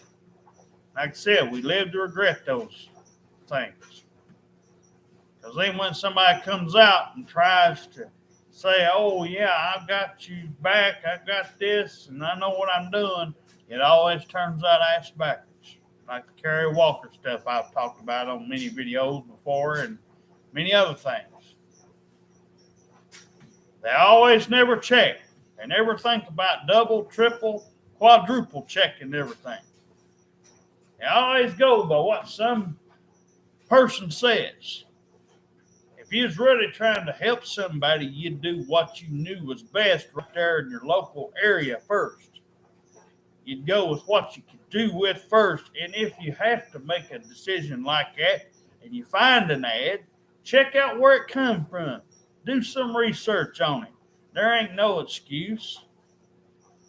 We ain't got no excuses today.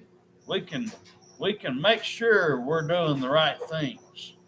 We got tools to use. Back in the old days, you'd have had to do what you had to do.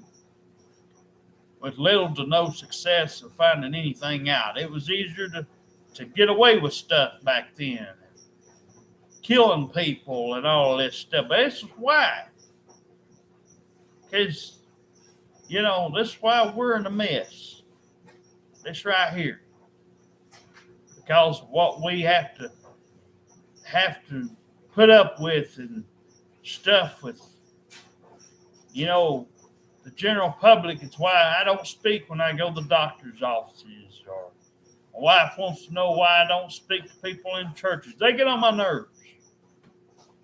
They rub me the wrong way. They you can tell they absolutely 100% gonna have attention, and they go about it the wrong way. And it's like if you're not paying attention to them, you your name is shit. So that's exactly why we can't have things. Anybody out there, not just me and my wife. Anybody out there. If you ever wonder why you can't have a anything you want, whether it's a job or something else, just watch this video right here, and this will tell you why right here. And you, oh honey bunny, do you want to say anything on your video? Do you want to talk for a while? Good morning. Happy Mother's Day to every reborn mama. Oh, reborn mama. Go ahead, reborn mama. You're talking. Um, Here. Here, I'll let her. Here, I've talked for almost 2 hours. Here. Oh. Well, I'm saying Happy Mother's Day to the reborn mama. I might go to church this morning. I'm a little bit dazed. I just woke up. I was trying to get my laundry done a little bit so I can get it dried and put away today. Yesterday I got my husband 2 months. Um, um, made some new dolls and stuff like that. I get them cheap at the Bears and Den. They're really really cheap. They're like $1.50, but that's not bad. That's not bad for $1.50. Because like my husband said, the only thing I got is my dolls and him and stuff like that. So it's he lets me do that because he knows that I take good care of them. I just got a pretty doll. She's porcelain, but I named her Aubrey. She has red hair, and I called her Aubrey because she's that pretty curly red hair. And I thought, there was a hair dye called Aubrey, and I thought, well, that could be a pretty girl name, Aubrey, because you don't usually hear that, people calling their kids Aubrey. And I thought, well, I'm thinking of the hair dye, the pretty red hair. It's called Aubrey Red. And I thought, well, I saw that in the Dollar Tree the other day, and I thought, oh, that would be a pretty girl's name, Because I was thinking to myself, I just get in and I get what I get and get out, Or I'll look at, Dollar Market a little bit, see what new stuff they put in, what, new stuff and how they're putting, like gloves and stuff for the kids, in the toy aisle, like a kid kit, to make sure, they take it to school with them, um, so they can take it in their backpacks, just, for safety, like they'll put like masks, gloves, what do you call those wipes in a kit form to wash our hands down, and it was $5, and I thought that's a good idea for the kids, for school, for safety, because like my husband said, they're real germy, they got to be careful, and I agree with my husband. I think he says on this video because he is truthful. And he opened eyes the other day, like I was telling my husband last night, like he was saying on video. I can go on a walk and it is so quiet, you can hear a pin drop. And also, my husband says it's too quiet, and usually I can have somebody come out, they'll follow me around. And I'll just ignore them, I'll just keep on walking, I don't stop and talk to them. I just do my walk, come in, and, take my shoes off and do outdoors. Like I said, boy, we had a problem out here with the, oh, Car apartments. no, it's, I've mentioned that, well, you did, somebody come out and they, oh, I've been beat up today. Oh, yeah, And you see yeah, somebody out here yeah. trying to See, show off. I That's was called coming thieves. from a thrift store. Oh, let me explain that. I came home one day from the Meg's Ministries, and a lady came up from where behind the old blue gas station, and her husband just came out of jail, and he just come out of jail the other day. He started beating the crap out of her, and I called the law. I called the law because I saw him beating the hell out of her. And he was chasing her all the way down from where she was at, chasing her all the way down. And she was going to come, her dad was going to go take her to the hospital to be checked out. That's why she was going to meet her dad up here to go have him take her, have her looked at. And she saw me, and I hugged her, and I cried because I cried with her because, she was hurt. She was hurt bad. I don't know what he was just hitting her with his fist, and she had two black eyes. He beat the hell out of her. He beat the hell out of her. I don't know what. I don't know. She said supposedly he was drunk from work. He come home drunk from work, and she said she was cleaning the house, cooking dinner for him. Having dinner ready for him to eat after work. She said he came in, stormed in, busted the door down, uh, ripped it off the hinges, and started hitting her with a fist, knocking her into the bed, throwing her on the floor, choking her, picking her up, throwing her, and choking her. And she was trying to get away from him. She kicked him, between below, getting him off of her because, he was hurting her pretty bad. She was just trying to get away and trying to protect herself. She was trying to protect herself from being hurt worse. She said, I thought he was going to end up killing me. She said, I thought he was going to end up killing me. She said, I called the law on him the third time. She said, she called before I did. She called 3 times on him. The cops kept laughing. She said the cops wouldn't do nothing until he ended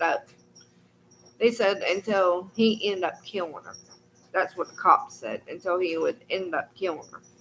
And I said, I told her, I said, Meigs County is screwed up. I said, they think everything is funny. They think that nothing's going on. I said, I put up with Meigs County for a long time now. I said, they think it's a game when it's not.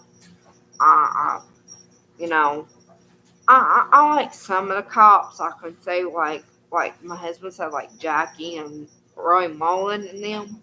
They're okay because they're my buds, and they know that I don't play around with that kind of stuff. Or if I'm sick, they know when I call because they got me saved in the computer. They know when I'm calling, I'll answer right away if I need something.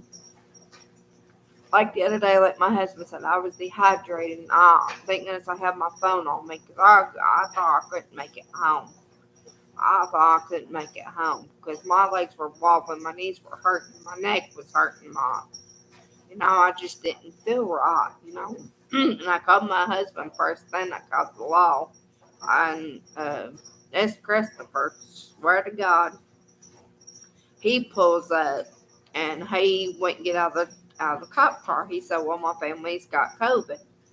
He said, "I didn't want to give you COVID because his family had COVID." And I said, "Well, that's okay." So I turned around, and I started puking, and I started feeling real lightheaded. And I thought, well, if I get the rest up, get it out while I can. And he goes and tells Stephanie Dunn, the dispatch, that I wasn't throwing up when he was sitting there. He said, I saw you throw up. And then he goes and tells Stephanie Dunn that I was not dehydrated.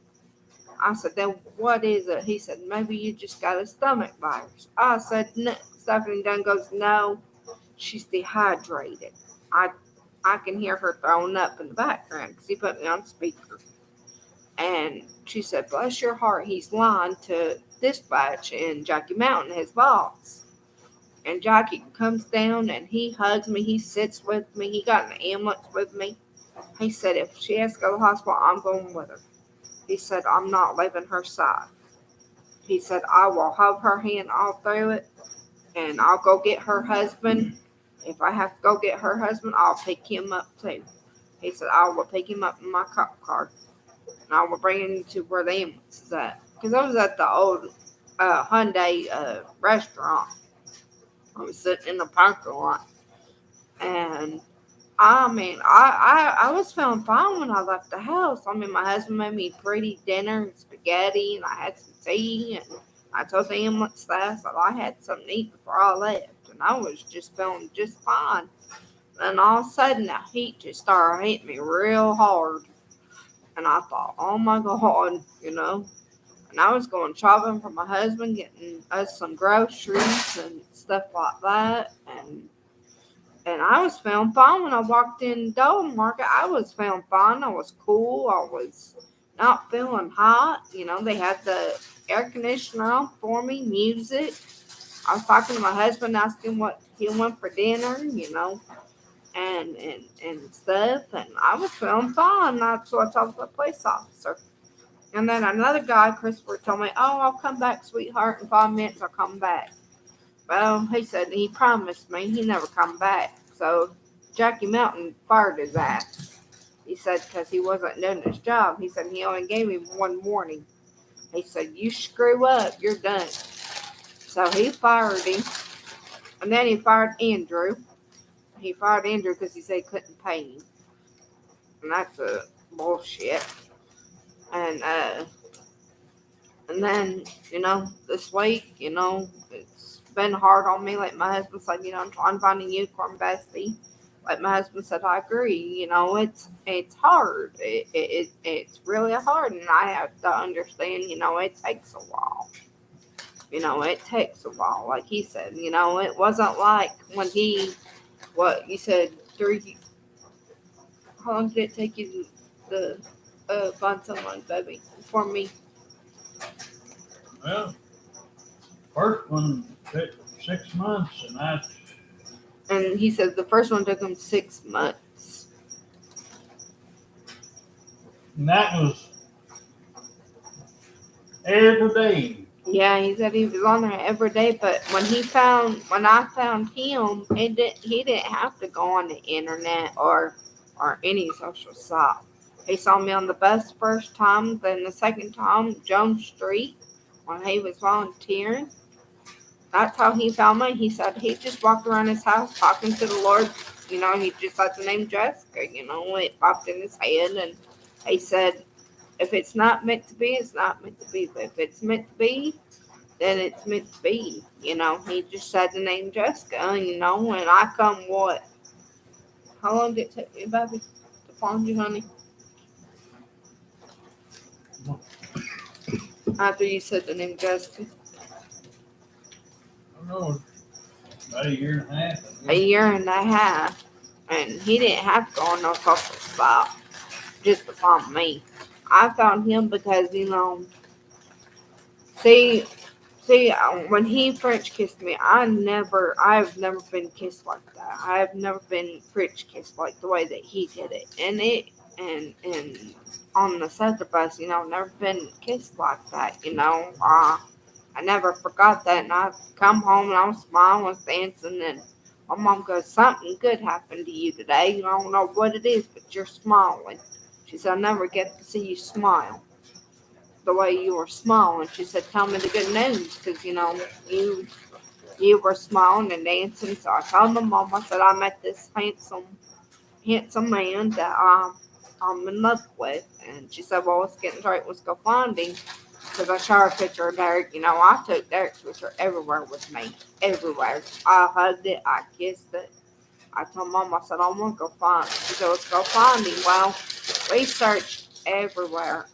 We searched everywhere. Well, one day, Dumbest, her ex-husband, Dumbest Chris, well, I call him Dumbass now because he's a jackass, but he knew Kaki in Athens, and he was friends with Kaki. He's known her for a while. He went to school with her. Well, he talked to Kaki and told Kaki about me. And so I went to go meet Kaki one day. She made me an appointment, go see her. Bless her little heart, she's so sweet. I'll never forget you, Kaki. I love you. If you get to see YouTube.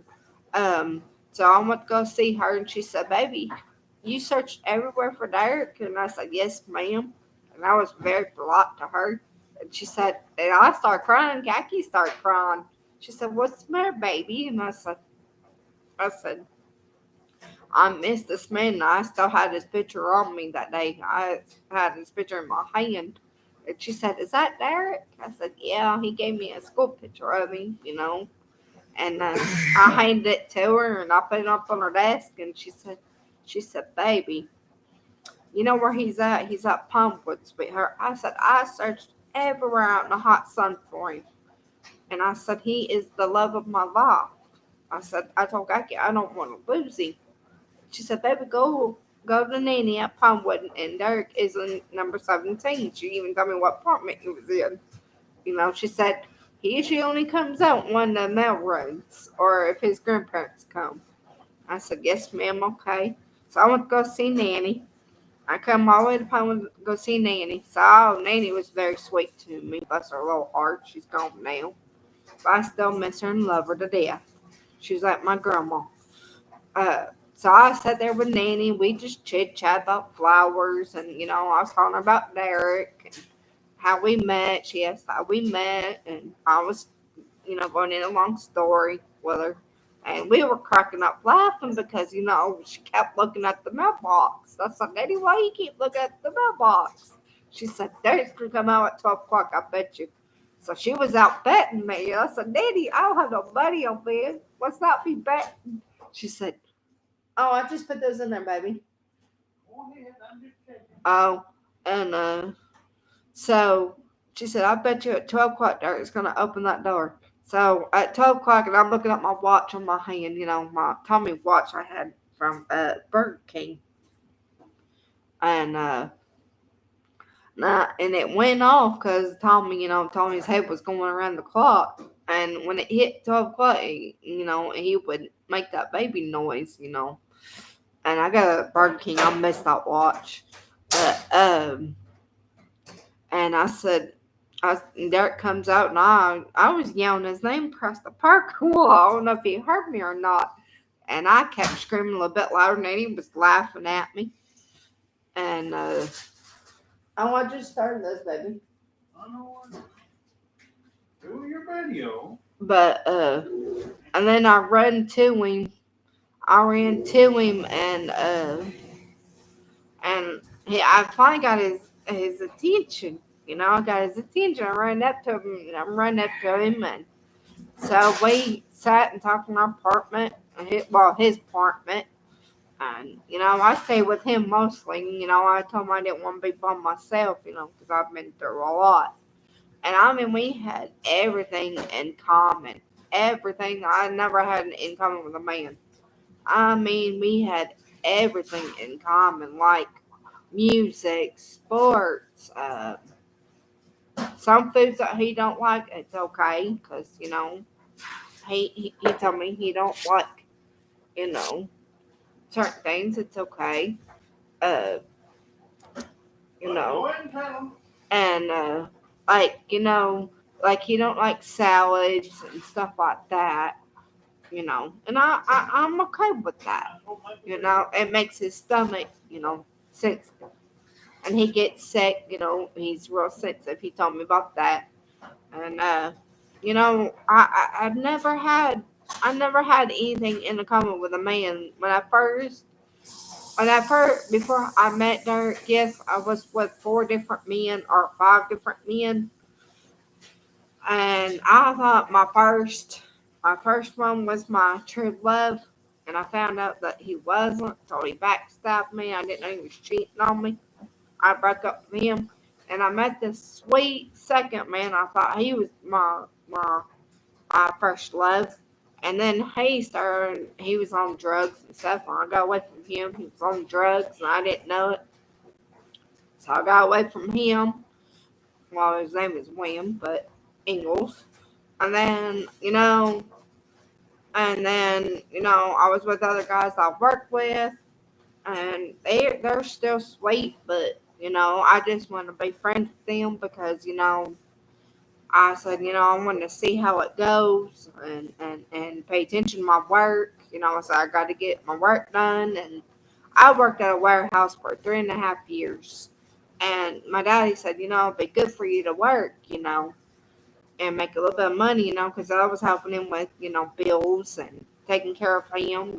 My dad wasn't feeling good. My dad had some heart trouble, and I was paying his doctor bills, because he's been to the heart doctor. He has a hole in his heart, and I was trying to help him out, because he was sick. He raised me since I was a little baby, that just come out of my mama. I was real tiny. My dad said I was like a little small peanut, And he said he loved his first baby, I was his first. And, he's raised me, to be polite, sweet, kind, loving. And he said, I don't want you to change the way you are. He still says that till today. He said he didn't want me to change. He didn't want me going down the path that him and my mom went through. He said, I don't want you to go to jail or prison. He said, I want you to do something good with your life. He said, I want something good for you. And he pushed me to go to, he tried to get me into a college. He tried to get me he pushed me to graduate high school. He helped me with my homework. He pushed me really, really hard. And I am thankful that a parent does do what they do, I know he's been in prison and jail, but that's my dad. My dad's raised me, and he was there for me. And yes, I am upset that he did that bad stuff, but I forgive him because you don't usually say that because yes, I was a daddy's girl. I was a big daddy's girl. I love my dad to death.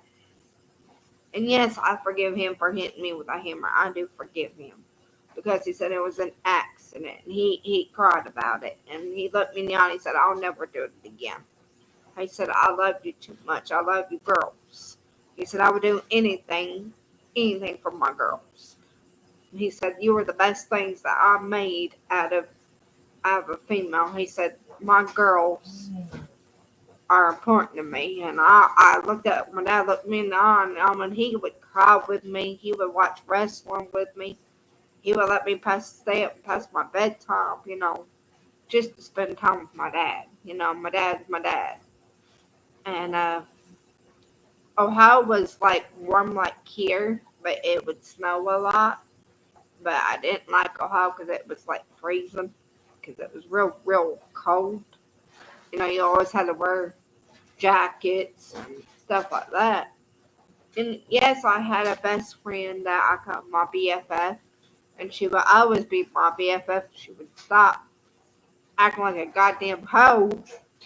Sorry, Brittany, you are a hoe. But I know you're doing better, and you're got a beautiful daughter. I'm proud that you got a. I'm glad you got a job in the mall. I'm really proud. I'm very proud of you. You always You're my BFF still, and well, honey, I could tell her anything. Honey, she's difficult like me.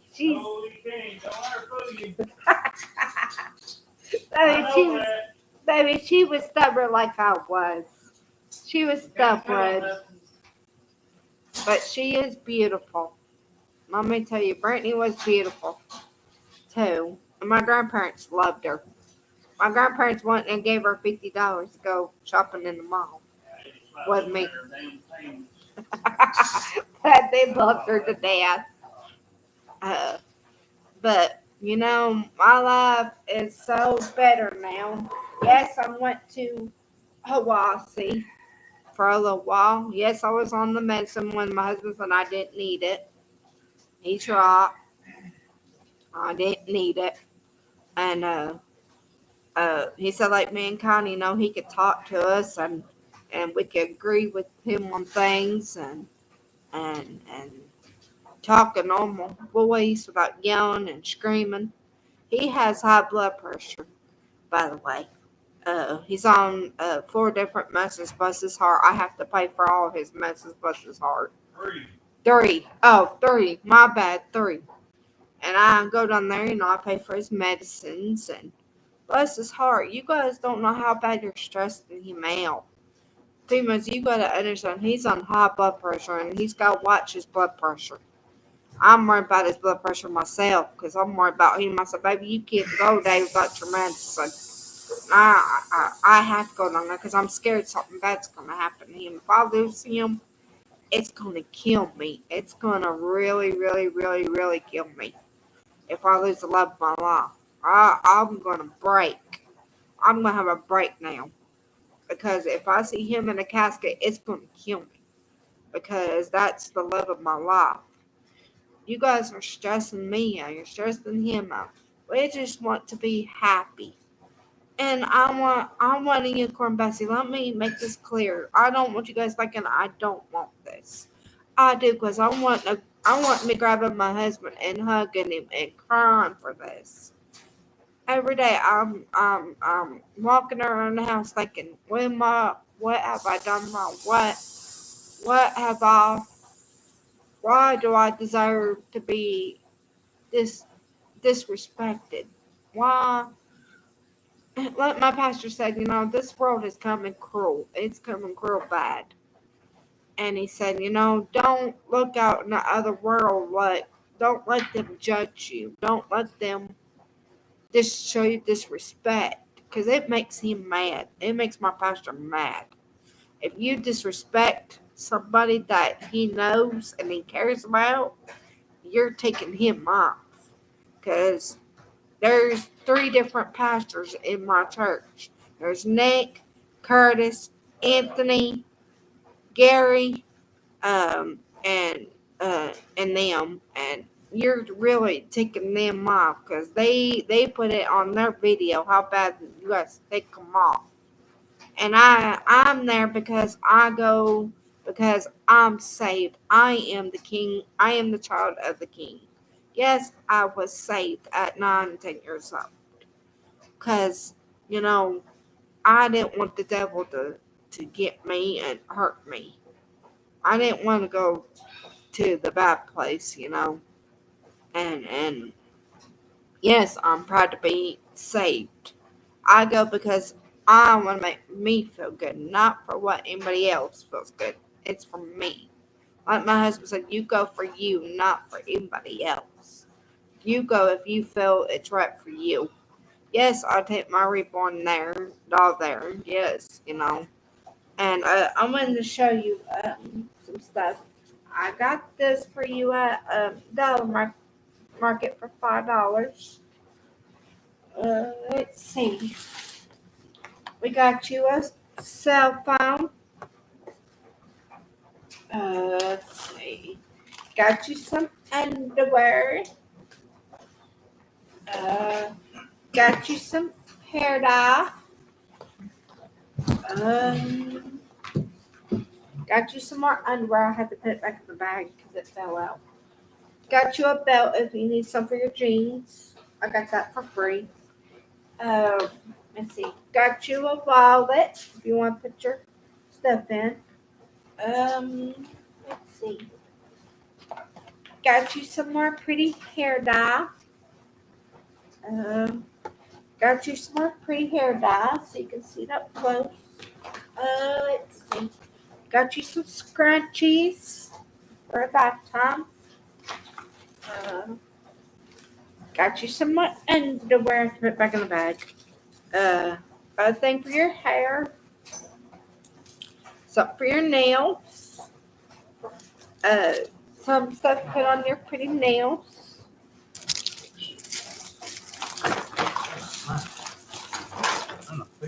Oh, got these for you. Let's see. Got you some more of these. Got you some pretty eyeshadow. Let me put that over there. Got you some, I don't know what these are, but I'll change things. Got you one of these. Well, my husband got that. But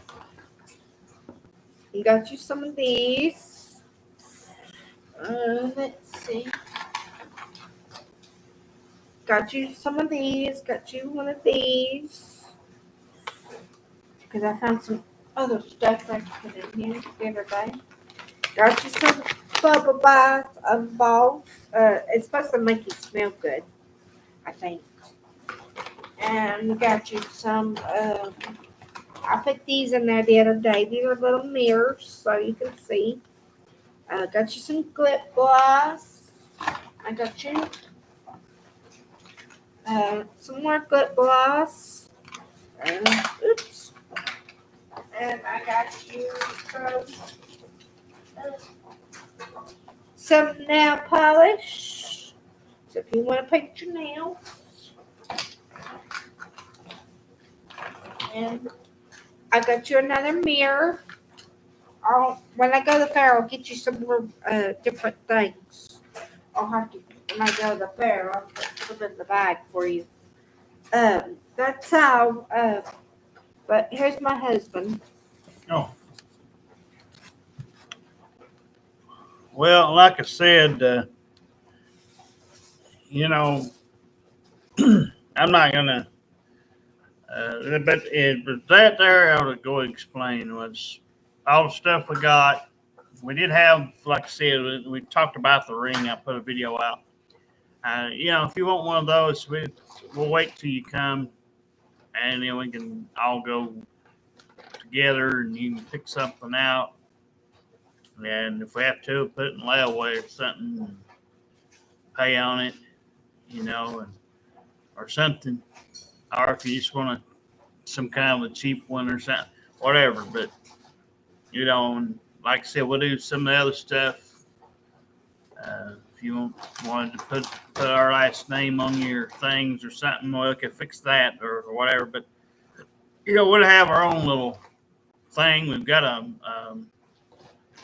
we also got one of them plaque things over here. We Yeah. put your name on and stuff. And when we officially got you married into our family thing, or however you want to look at it, what to call it. But we got you one of those. We got you one of these sweethearts. We got one of those. We got you one of those. So if we ever do, we got one of those. But I know. I mean, she, like I said, I she, I once was, you know. One time I went to the altar and was saved at one time, and I didn't write all this down. That's when I went to Walnut Grove second time during that 2 or 3 year period, 2009 to 2011. But no, I mean, it's like I said, it's not that I don't believe some of the stuff. I just don't have the evidence, and I don't really. It's not really all there. So, like I said, if it was, I think that's very pretty. so, I deal with whatever's in front of me and all this. So, but like I said, she pretty much she pretty much tried me, with all this stuff, and she, probably you know, regrets some of it, all of it, parts of it. You have to try. There we go. There's, That one I was telling you about. yeah. Oh, But that one, I'm going to show most of them. That one,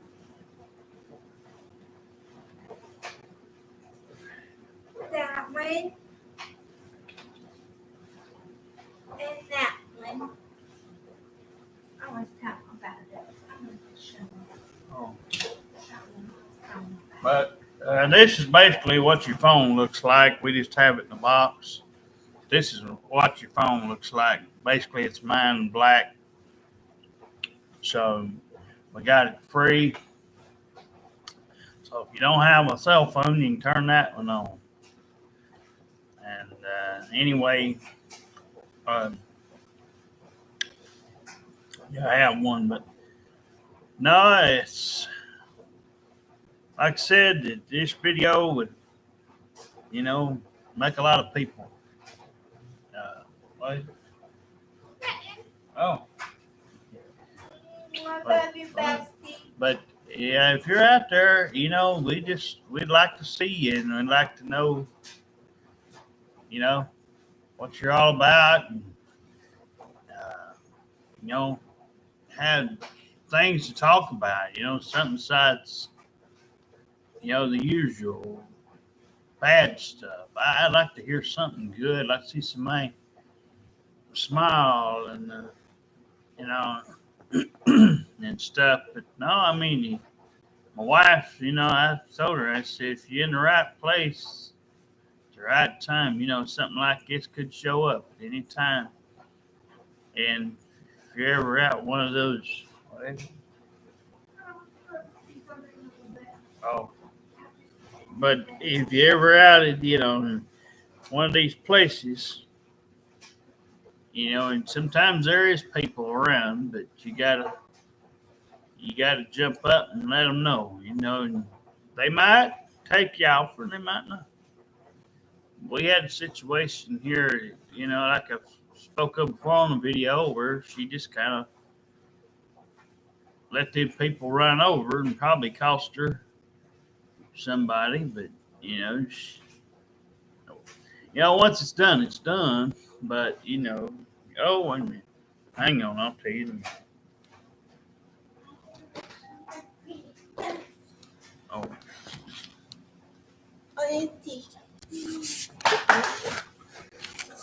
Okay, got this one, this one. This was my husband's. I got him a teddy bear. This was from my baby dog Catherine. I got her a musical.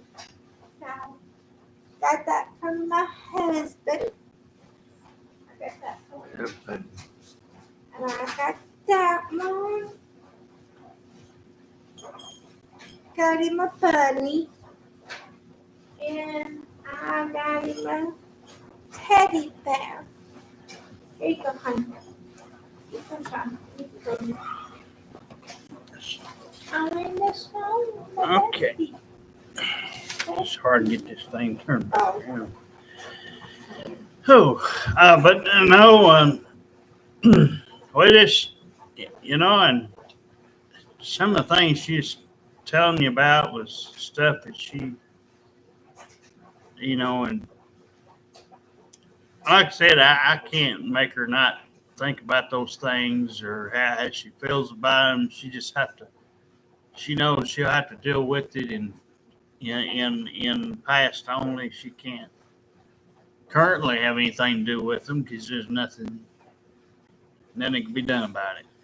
As that goes for anything that she's had before she met me. It is whatever it is. People change over time, friends and family and all that stuff, and what's done then versus now. And, like I said, I don't know. I was over there washing just a few dishes or whatever. I was saying, yeah, I think it's just looking at Brittany Benner's panties or something. Because, like I said, they got a fetish or something. It's something with them. I mean, it's like I said, if you took all these damn men out of the equation and only had me up here, and maybe maybe them grandparents of hers, you might have been all right. But you got kids running around, you got all them other men that's married to all these other women that they had. You couldn't do nothing. It's the same situation I had here a year ago, just with less people, and you just couldn't make nobody. You couldn't make nobody do nothing. Couldn't make nobody happy. But yeah, I mean, when she was up there and wasn't seeing them down here or wasn't or whatever was going on, it was different. They showed up because, and I know this. I don't have know them deep down inside. They only showed up just so they could say, "Hey, I've showed up." She can't go around and say they didn't, because I can guarantee you, over half them people she ain't seen it since. At least since she's moved down here, and that covers the whole time I've been married to her, and plus the year she spent or year and a half she spent before she met me, probably. What I'm saying. It's. I mean, you might rarely, occasionally, when I used to go, there might be somebody show up that you didn't normally see, but that's a very rarest occasion. But again, yeah, the offer that we have out here is self-explanatory. It's just kind of turned into one of these miniature videos. Went for a while, and what is it? Oh yeah, we got here, and we got you these two. I got you some of these at free at the makes me and Jay forgot to put them in their bags. But like I said, any woman, most women would like this. It's just things have to line up the way they have to line up, and there has to be. If my wife was to be presented with another one of these cases where she's at one of these churches or out at one of these other places, and she sees something out there, because like I said, she knows I can't chase down these people, and if she sees something, she just gonna have to beat them to the punch. Because that's what they done to her. I mean, it's self-explanatory. You know, because it's odd, funny, but I've said this out here too before. You know what? They saw them before. You know, and they, I some of these old people, probably in their 60s, 70s, or whatever. Well, I saw this one, and I stopped and gave them something to eat or whatever. It's like kind of like the old dog pet thing and all that sort of stuff. Well, but you don't have to take a person to a foster home. You got a home right here. You got somebody local to cater that's actually got something out here to offer somebody. And yet, my wife let them beat her to the punch. And again, is that can we help that now? No, but and Derek, and some people might say, well, Derek, what if they said no? Well, if it still said no, it's no. I mean, if they'd rather have foster parents, let them have that. But I know if presented with the right situation and the right circumstances and the right frame of mind with somebody who actually appreciated it and didn't care about, everybody else and all the things in the past and just threw it down like I thrown it down. It was there at one time and it's gone the next. You have to move on. Everybody has to move on. Some people are just not as bright as I am on that thing. And realize that. Some of them won't be stuck in the past and wants to entertain everything else, like I mentioned earlier in this video. So, Again, you don't get it every day, and there's going to be people, possibly 2 or 3 of them, maybe 20 of them. They might be 50 cars out there, but whenever it is, whatever place it is, if I'm actually out there with my wife, if it works out that way, it works out that way. But I'm hardly ever out. But if she's out, she's to know that she might be that might be it. And they don't know, like I'm gonna tell my wife while she's in here, they don't know that we have this offer. They probably never saw a video. They probably don't have YouTube or Facebook or any social media. There is people like that. So if there is somebody out here, and there just happens to be somebody at the church up there, and who cares? If you think you see something, at least check it out. If they get mad about it. Let them make faces. Let them be jealous. That's why I told her, I said, nobody at that church supports you. Nobody up there wants you to have this. And nobody is going to help you or me or anybody else with it. You got to do it for you. If you want it, go get it. If you want me and you to have it, it's probably going to be my wife that finds you first. It just happens that way. She's out more than I am. And for good reason. She goes and runs my errands. But if there's somebody here in the local Decatur, Tennessee, and she's out, she knows it, and I've said it, and I gave her the word. I don't give a damn if President Biden's out here. I don't care. She's going to have to get over that. I don't care who sees it. If they turn it down, they turn it down. But I'd go up to them and say, look, screw these old people. I know what they want you to do. But here you got somebody right here that can offer you the same offer, but you'd know what you get right here. My wife could go in deep detail and explain everything. And if she's holding if this person sits by her and holds her hand or in church, she just going to have to understand everybody's going to give her a dirty look. Everybody's going to, do that. But she's got to get over that in order to get this. If it happens, it happens. All they're going to do, and the person that's on the other end, just like me and my wife, I've said it before, we could have split up, made everybody happy and laugh and giggle and cut up. There's people right now thinks that and that Kerry Walker one was fake, and me and my wife know it wasn't. But, good morning, Jake. Good morning, Daddy. Good morning, Mama.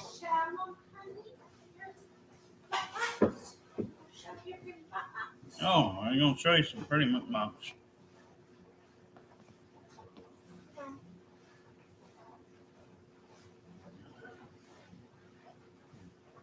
My video, Mama? You might get in that too, JJ? Uh-huh. You want to get in that video? You ain't been in the video in a while. How's the baby? Hold on, baby. Mommy's coming, baby. Mommy's coming. Mommy's coming, baby. This was my first Valentine. His name is Jake. He's my baby. He's my baby. Bought him at Walmart. Oh, Walmart. Yeah, Walmart. Valentine. Yeah, that. But, yeah, and just, we're going to have to quit caring about what people think. Quit worrying about who's watching what, who's looking out their window. I wouldn't care if they saw my white ass. I wouldn't care if they saw my wife's ass and her pussy out there. What the hell? My God, it ain't like it's nothing new. I think if everybody go out there and be like Ray Stevens said, out there streaking, I don't see what the big deal is. I don't see why everybody looks at you like you're cross-sighted because you're doing something that makes you happy. So you might as well go out there and let everybody see what you got. Well, Derek, I get you locked up in jail, or wow, well, what's anyway? It ain't like they ain't looked at themselves in the mirror or looked at themselves in the shower. What's any difference? That's everybody. Everybody says, "Oh, it's nasty, Derek. Everything's nasty. It's what you got. It ain't nasty. It's what you got. It's your body. Be proud of it. If you won't shave, it's like I said. If women come out here looking like hairy monkeys, nobody want nothing to do with them. But they go through all the hassle of shaving their legs and all this and whole 9 yards, and all that deal and everything else, their private parts and everything else, because they want to look that way. Like I said, me and my wife went on record and saying, that it's like if something's wrong just because, somebody wants something that everybody else finds fault with. I don't care if these people up at these apartments give us dirty looks. I don't care. They threw a crack whore on down here. They don't have no reason to say anything. They don't have no horse in it. If they can't they can't treat nobody any better than that, then why should they be talking? But no, I'm just example.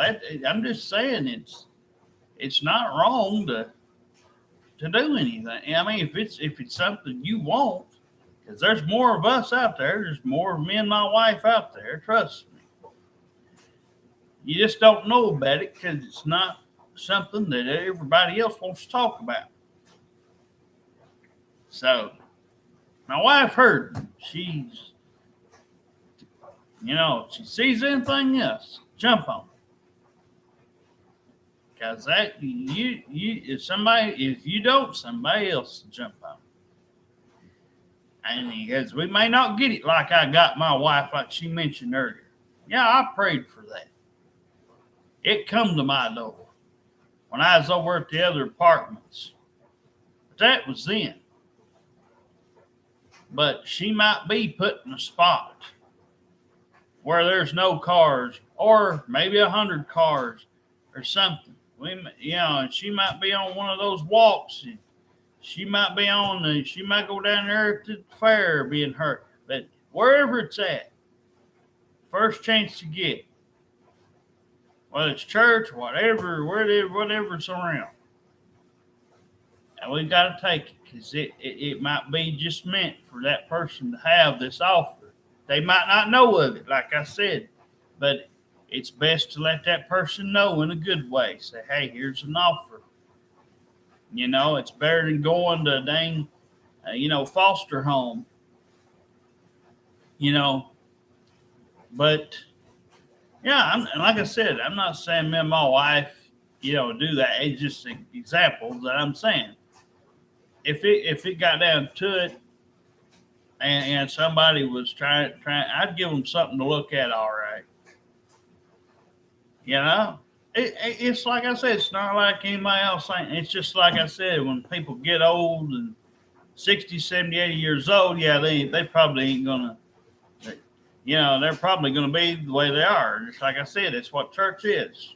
Bunch of idiots, but full of idiots. They're attention getters. The only thing they care about is most of them is head counting and seeing who walks through the doors, the whole 9 yards. But like I said, that's not that I don't believe in any of that stuff. It's just I don't have time to worry about it. I don't have time to take 90% of my day out and see what's going on with that. And like I said, I know there's some legitimate stuff with it. There's some parts of it that's what it is. But we waste too much time with this stuff. Like I said, it's in this video. Everybody's so worried about. Everybody just worry about what they're doing and not worry about everything else. Like I said, there was time. There's been times out here I've seen people fussing and fighting and having significant others. I've had to call the police out before out here in the local area of Decatur where I'm at. I came home from the dentist once and seen it. One day I was looking out, the power went out the other day. I made a video about that, and there was some idiot out here fussing going on. I just happened to look out. I wasn't, I don't naturally look out my window, but I just happened to have my eyes peeled and saw something strange going on out here. Yeah, there's cars going up down this road sometimes, but yeah, naturally, unless you're getting a package from UPS or mail lady or whatever, there ain't nobody does anything. You don't get nothing. And so, just like my wife's family likes to take responsibility for these mysterious packages coming up here, I believe that like a hole in the head. But because I knew exactly when she, because they didn't. If they'd have done it, they would have had their address on it and all that stuff. But anyway, it's just natural that everything you tell, it's, it just depends on the person. There's no reason to use the word judge. I mean, everybody judges everybody. If you look at it from any point of view, that's what I'm saying. It's judged from everything you wear to what you don't wear, what you look like, whether you like tattoos or not, or whatever. It's just whatever it is, what you like to do, what you don't like to do, what you like to eat, what you don't like to eat. You just have to find ways to compromise. And so far, anybody my wife's found, whether it be somebody she's seen in another state or somebody out here, they just don't have it to compromise. And like I said, the stuff that she's seen out of state, the only thing she's going to get out of it was text buddies or whatever it be. And a phone call once in a while. That's all she was going to get out of it. She wasn't going to get them to tromp down here and come down here and see her when she wanted them to or nothing else. At the time, none of them had a car anyway. And their families ain't going to drive hundreds of miles down here, hours and hours down here just to please me or my wife, vice versa. I'm not going to ever... Even if I could travel, I'm not doing that. So, like I said, that's why it's got to be close to home. All that past stuff just got to go. They got to move on. They got to have something new. Got to have something fresh. And like I said, that Brittany Benner one, she like $1 million, but her brain wasn't nothing but mush half the time. She's worried about picking fights with everybody. It's when she called my wife a lot of the times back in the day when she first met her, Oh, Derek, I just wanted Brittany Brenner to have my number. And then, of course, she gives out her number at the time. And passes it out to her damn body and the brother. Well, Derek, I can tell less than anything I can do. Yeah, like I said earlier when I was over doing dishes, you can't just tell anybody anything and trust them to keep it to themselves. I mean, like I said, there's a difference when you're led to believe, like I was with the guys, she was with the girls. I was led to believe these were the best. Like I said, except Jason. Jason's still Jason, but the rest of them all went and did their thing, got mixed up into all kinds of stuff. Jason Newman's always been Jason. That's one thing I can always say about him and respect about him no matter what. As I can say that he's never changed. Unlike Dakota and Eric and a bunch of them other people, some women I barely hung around or had a class with, whether it be Stacy or Roxanne or who's the other one? There was Chastity, and like I said, I could go on and on. But these people just had their shit going on, and and they just failed to capitalize on what was in front of them for whatever reason. They probably like me, enjoyed whatever they had at home. Probably didn't want to get mixed into anything. That's why I never was prom king or queen or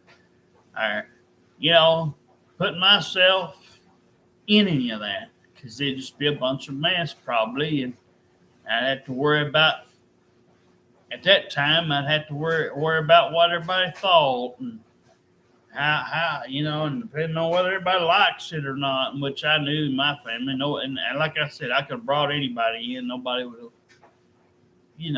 I could have had somebody with a car and $1,000,000, and it wouldn't make no difference. That liked me for me.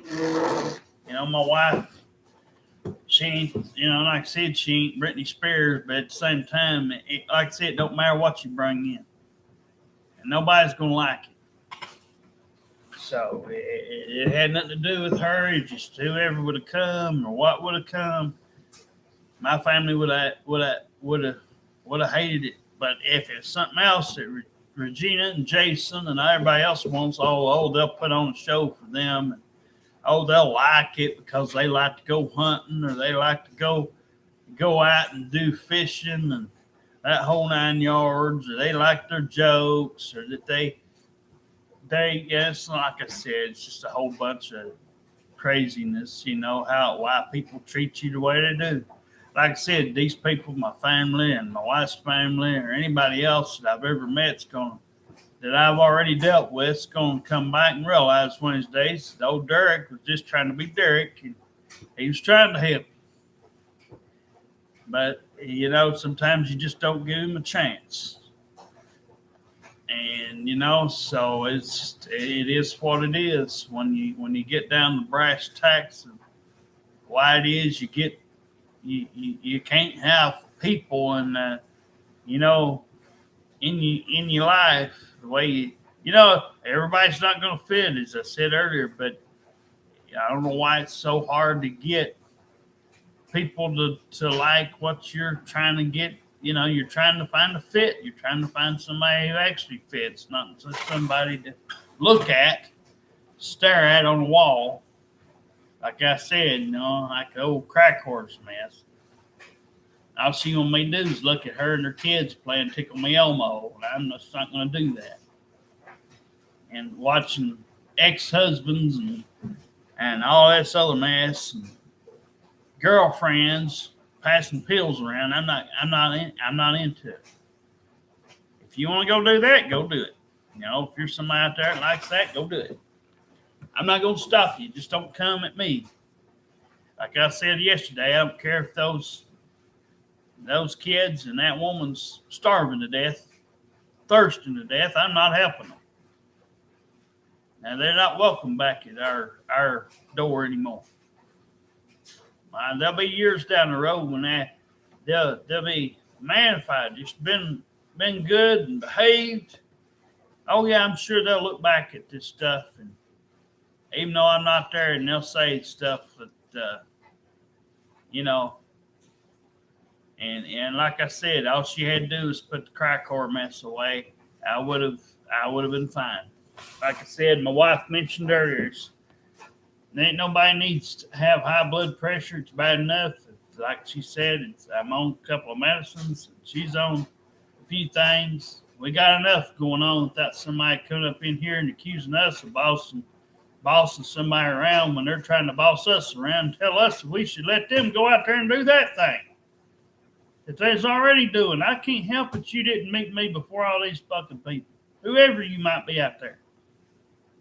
But you got to understand, you can't go around, like I said in the video before, you can't go around and expect everybody else that you like, that likes you, to like me or my wife or vice versa, and have us think that we like them just because you do. We have to find that out for ourselves. That's why I've always said, give us, if you're a woman out there in your mid-20s and 30s, somewhere in there, and you got the time to loan, If you've got a car, don't have a car. If you've got a job, don't have a job. I don't care if you're broke. If you somebody that's skinny to average or something like that, likes sports, likes to athletic, goes out there and wants to do some of these things, we could take you as is.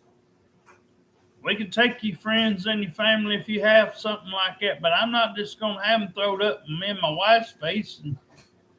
And just because you want us to have that be what you'd like for it to be, I can't, and my wife can't assure you of that. We got to get to know them like you did.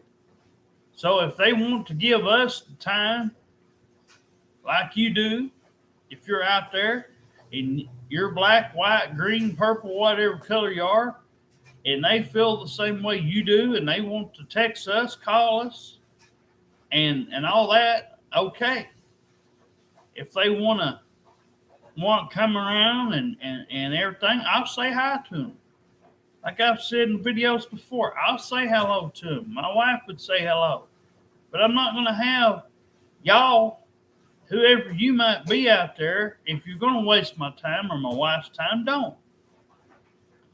But that's why I said, because I'm going to give them one last chance to one certain person, whoever she might be out there. She will know she is right.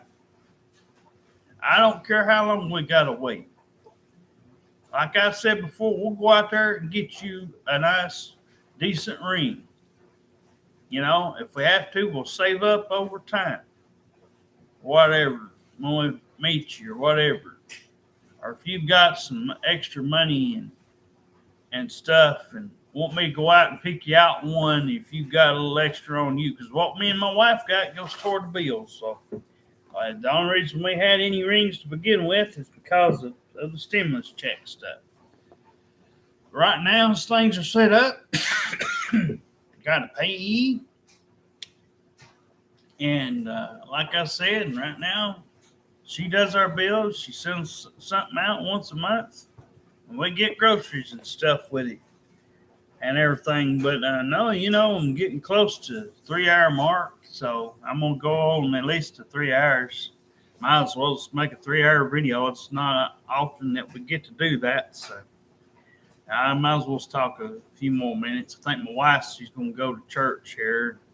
She goes, like I said, just because it's something to do. It's the only thing she's got practically, pretty much. I mean, like I told her, she can look at the animals, she can go out and pet the bunnies.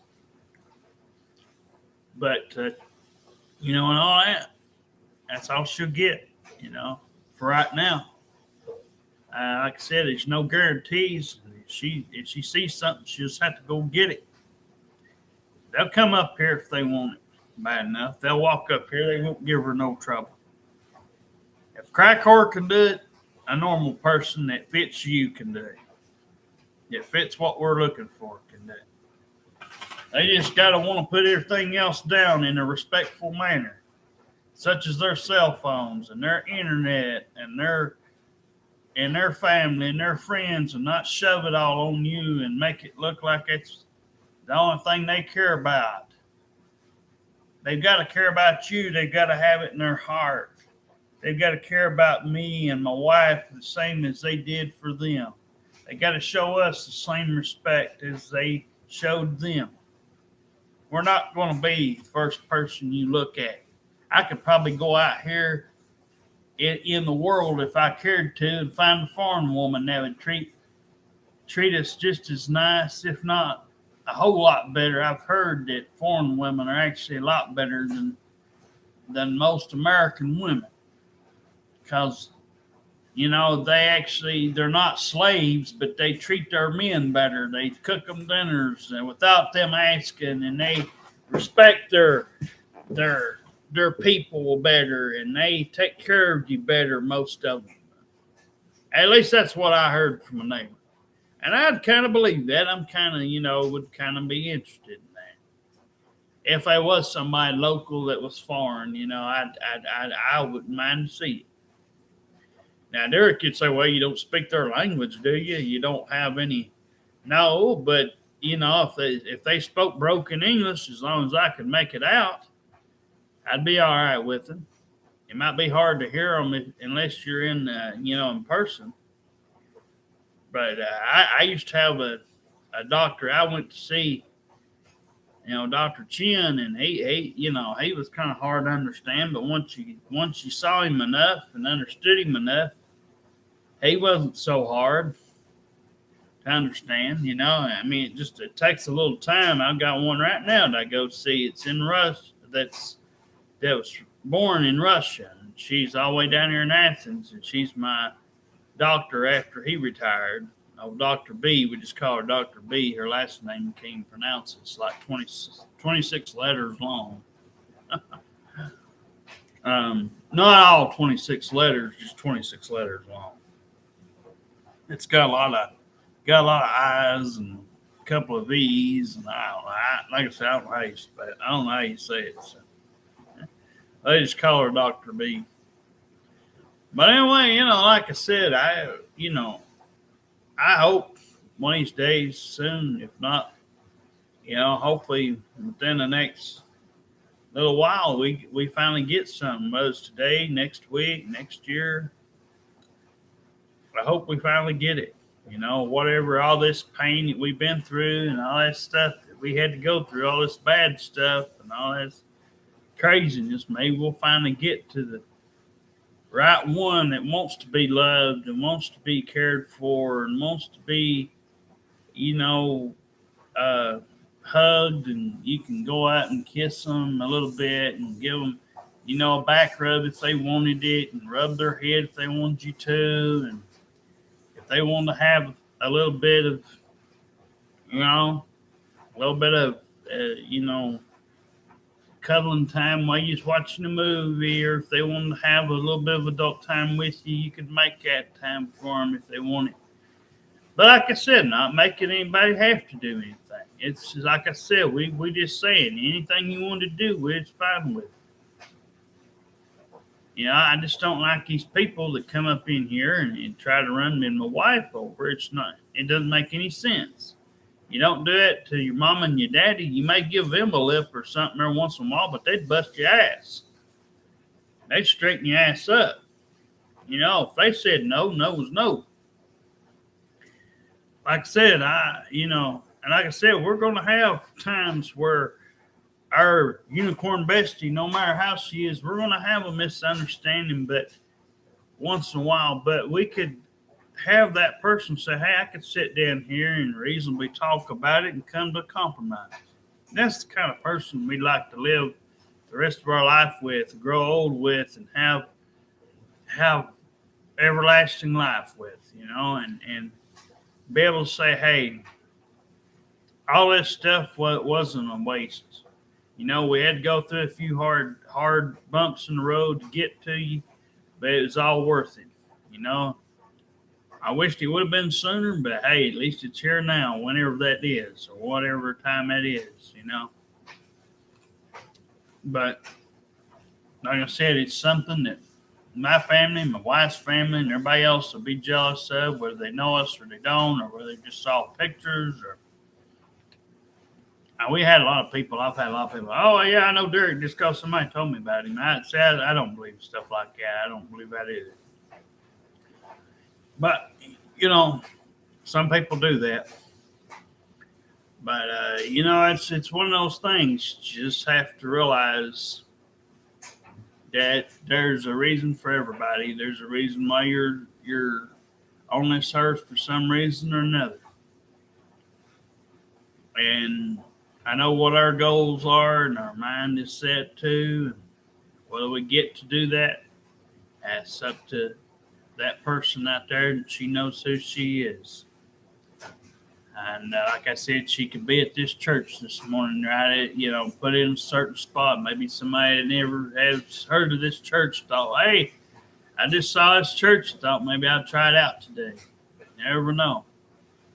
Be out on a walk, be out at a store, be out at a doctor appointment. A rare time I'm at a doctor appointment. You know what I'm saying? So this could be anywhere.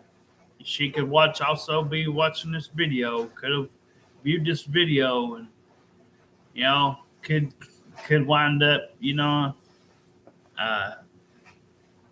calling or texting us, or well, text us first in a picture would be a lot easier, because a lot of times we think it's just wrong numbers if we don't, get a text first. Yeah, like I said, I'll put our numbers down here so you can send us a text or in a picture. And like I said, if we'd prefer no kids. Like I said, I'm not a kid hater, but I'd prefer no kids because, like I said earlier, I don't have papers on you or them or anything. I didn't make them. So if I can't tell them to behave when they're in the house being loud and being unruly, I don't deserve to have you or them in my house, my wife's house. So, or in our apartment, whatever. So anyway, I'll put the number and stuff down here. I'm now over 3 hours long. I don't normally make a video this long, but I had a lot I want to talk about and get out. And my wife also chimed in a few minutes. So it's kind of like a video, plus it shows some stuff off, what you'll get. And like I said, you don't have to watch this whole video, but uh, whoever does will get a lot out of it. You know what I'm saying? So anyway, you know, just gonna say, hopefully everybody now kind of gets what I'm saying. Hopefully this will help somebody. Hopefully we'll get where we want to get to. Hopefully everybody gets hopefully where they want to. Everybody don't sometimes, but hopefully, you know, everybody that wants whatever they want will finally end up with it sooner or later. But anyway, all the good ones out there anyway. So anyway, hopefully we get a few more subscribers. Hopefully our subscribers will continue to support our channel and maybe give us a few more. Maybe we'll chat. Maybe somebody knows somebody, some lady of theirs, maybe like us. Maybe don't get out, don't do a whole lot. Maybe there's something out there, somebody might feel led to do it. Like I said, they wouldn't regret it if you did it. We'd make sure. It's just like I said, how much we have to ask and how many questions we have to go through just depends on the attitude and how they are and how they treat us. If they treat everybody the way they want to be treated in a nice way and be respectful, I can help you and I can do that. I can show my wife that she ain't the only one. There'll be people that, like me for me and my wife for my wife. But whoever she is, she knows she's out there somewhere. And it's not like we don't think about it, or pray about it silently or whatever. We think about it. We hope you come because we'll love you. We'll take care of you and everything else. You won't have to worry about nothing. Like I said, you know who you are. Anyway, and most time black women have actually treated me a lot nicer and a lot better versus our own race. When we have had this offer get pretty good and nice, and at least it looked like it was going to get taken. We've had, a couple times where a black woman has, or someone of mix has, whatever the case, but our own race hasn't been too nice to us, So anyway, but it could change, Like I said, just letting everybody know the truth. And that was when we was on Facebook. So now we don't fool with it. Now we just come out here to get our stuff out, tell you about our day and about our life story. Sometimes we go an hour, sometimes we go 3. Apparently, a rare time we'll go 3. So anyway, hopefully everybody has a good day. That's good out there. Hopefully, we'll, see you soon, girl. But we love you, and hopefully we'll see you soon. Bye.